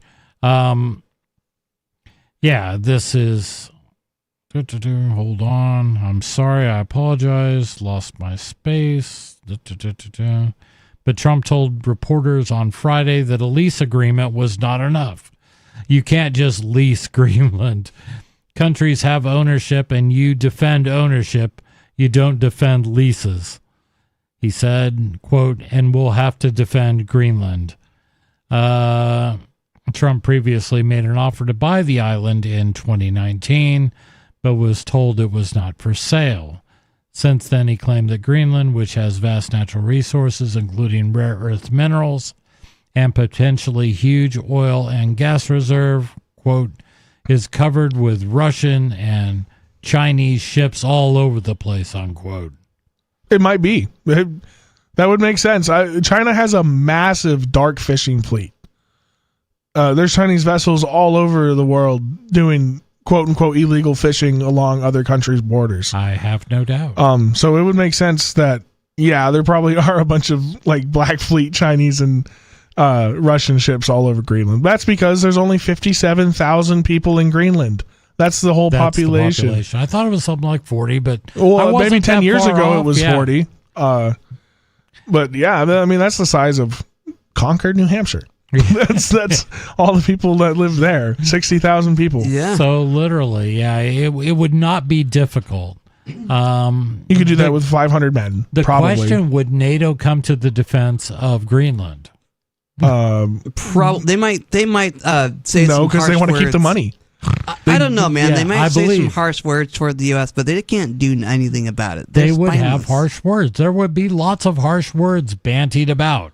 It's the same thing that they did, right? If Trump is Caesar and he is what do we call him, Hitler now? Is that Well, they've been calling him Hitler since forever, right? But if he's this Hitler figure, then all you're gonna see is harsh words. Yes. But the difference between Germany and America is that America has been funding all of these people for decades, and if they bite the hand that feeds, right, like what I said, the hospitals are gonna not be funded because they're gonna have to buy their own guns, and those governments are going to turn on their people so fast. Well, they've already begun. I mean, all the European countries, with Ukraine as the trigger, have all upped their military spending up to, with the U.S., when we were providing everything during the entire Cold War, then Didn't Germany just double their defense budget or something, I read? All the European countries are all increasing, so NATO is trying to gear up for what may be a fight not with Russia, but it could be with us. It's as insane as it sounds. It's not going to be long before I think NATO sees U.S. as more of a threat than they already do. Well, that's because they're upset about the money getting taken. It's the same. Why did the Vandal states? Why did the Gallic states of Rome suddenly turn on Rome? Well, because the money got cut off. Yes. And now you're an enemy. If you're not going to pay us off to not fight you, well, then we're going to fight you because we want the money. And I wouldn't be surprised if Europe turns on America. So I think Donald Trump is that. It's all about the money. It always comes back to that dollar bill. Definitely y'all. always comes back to money because money makes the world go round. Well, resources, really, right? Money. But no, it's resources. In Europe, historically, actually, Europe is tiny comparatively, like in a landmass. Sure. Europe is full of empires because there's not enough resources in Europe. Yes. So if the resources from Europe stop, they freak out because they need resources. So they're either going to, they need somebody to import them, or they have to go out and empirically get them and bring them home because they just aren't there. Yeah, and they're probably in the easiest place to be strangled. And we saw that even with Putin's little adventure with Ukraine. They were like, how are we going to heat our homes without Russian oil? They just shut down all their nuclear plants, too. They just turned off the last one in Germany before that war kicked off. Good thinking, guys. Yeah. Yeah. But yeah, it's going to be interesting to see how it plays out. Hopefully without nukes flying. Hopefully, knock on wood. I don't really want to see nuclear war. I don't think. You can't. There's no resource in rubble. Right. I agree. I just think that's the. Yeah, they're very scary, and maybe at a tactical size, terrifying. But a global ending.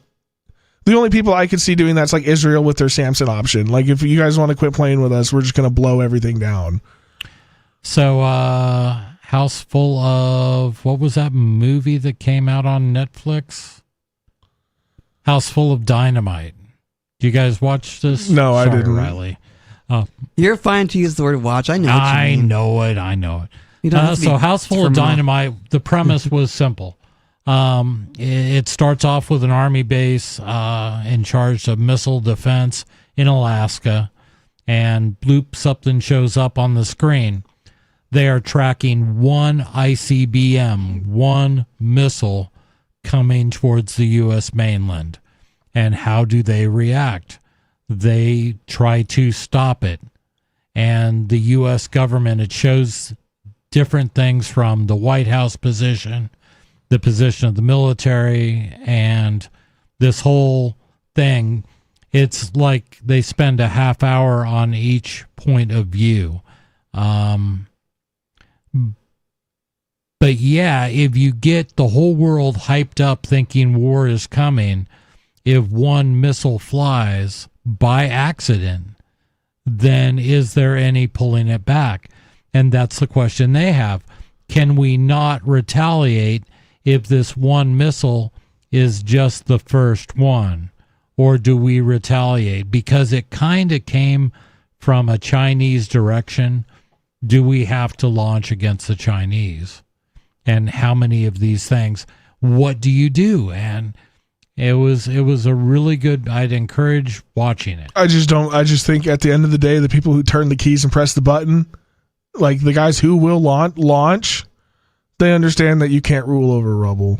I understand that. I mean, the Russians did. The Russians proved that with that infamous story about the test that went wrong. And when it came down to it, the guys who pressed the buttons didn't do it. Nobody wants to do it. But the question is, if in a global exchange or if everybody is hyped up to that point, do you have faith that nobody will launch? No sub-commander on any Russian, Chinese, or American sub will say, for the fatherland. Not one of them will turn the key. It's not all controlled centrally. It's a very decentralized Well, that's thing. why it takes most places have like 2 or 3 keys. Sure. And not one will possess 2 psychopaths. Yeah. Well, hopefully there's a few good men. You know? Hope. Yeah, I guess. I do too. You know, but then you have to have. How do you do anything, right? If it comes, you have at some point you have to put your faith into other people, and at some right you have to. It's just, or you can't get anything done. Yeah, right. But that's the thing. I don't worry about this stuff so much, like I didn't worry about nukes flying after Russia went, and kind of gave up and crumbled under its weight of communism. I had a period in my life where I wasn't worried about that happening. But now we are ramping back up to Cold War tension levels. This is something that is different. That's all we got for you tonight. I appreciate everybody tuning in. It's been 3 hours of radio. We'll be back tomorrow night. Not us personally, but others will be back doing more show for you, spreading the ideas of liberty and freedom and talking about what's going on in this crazy, crazy world. This is Free Talk Live.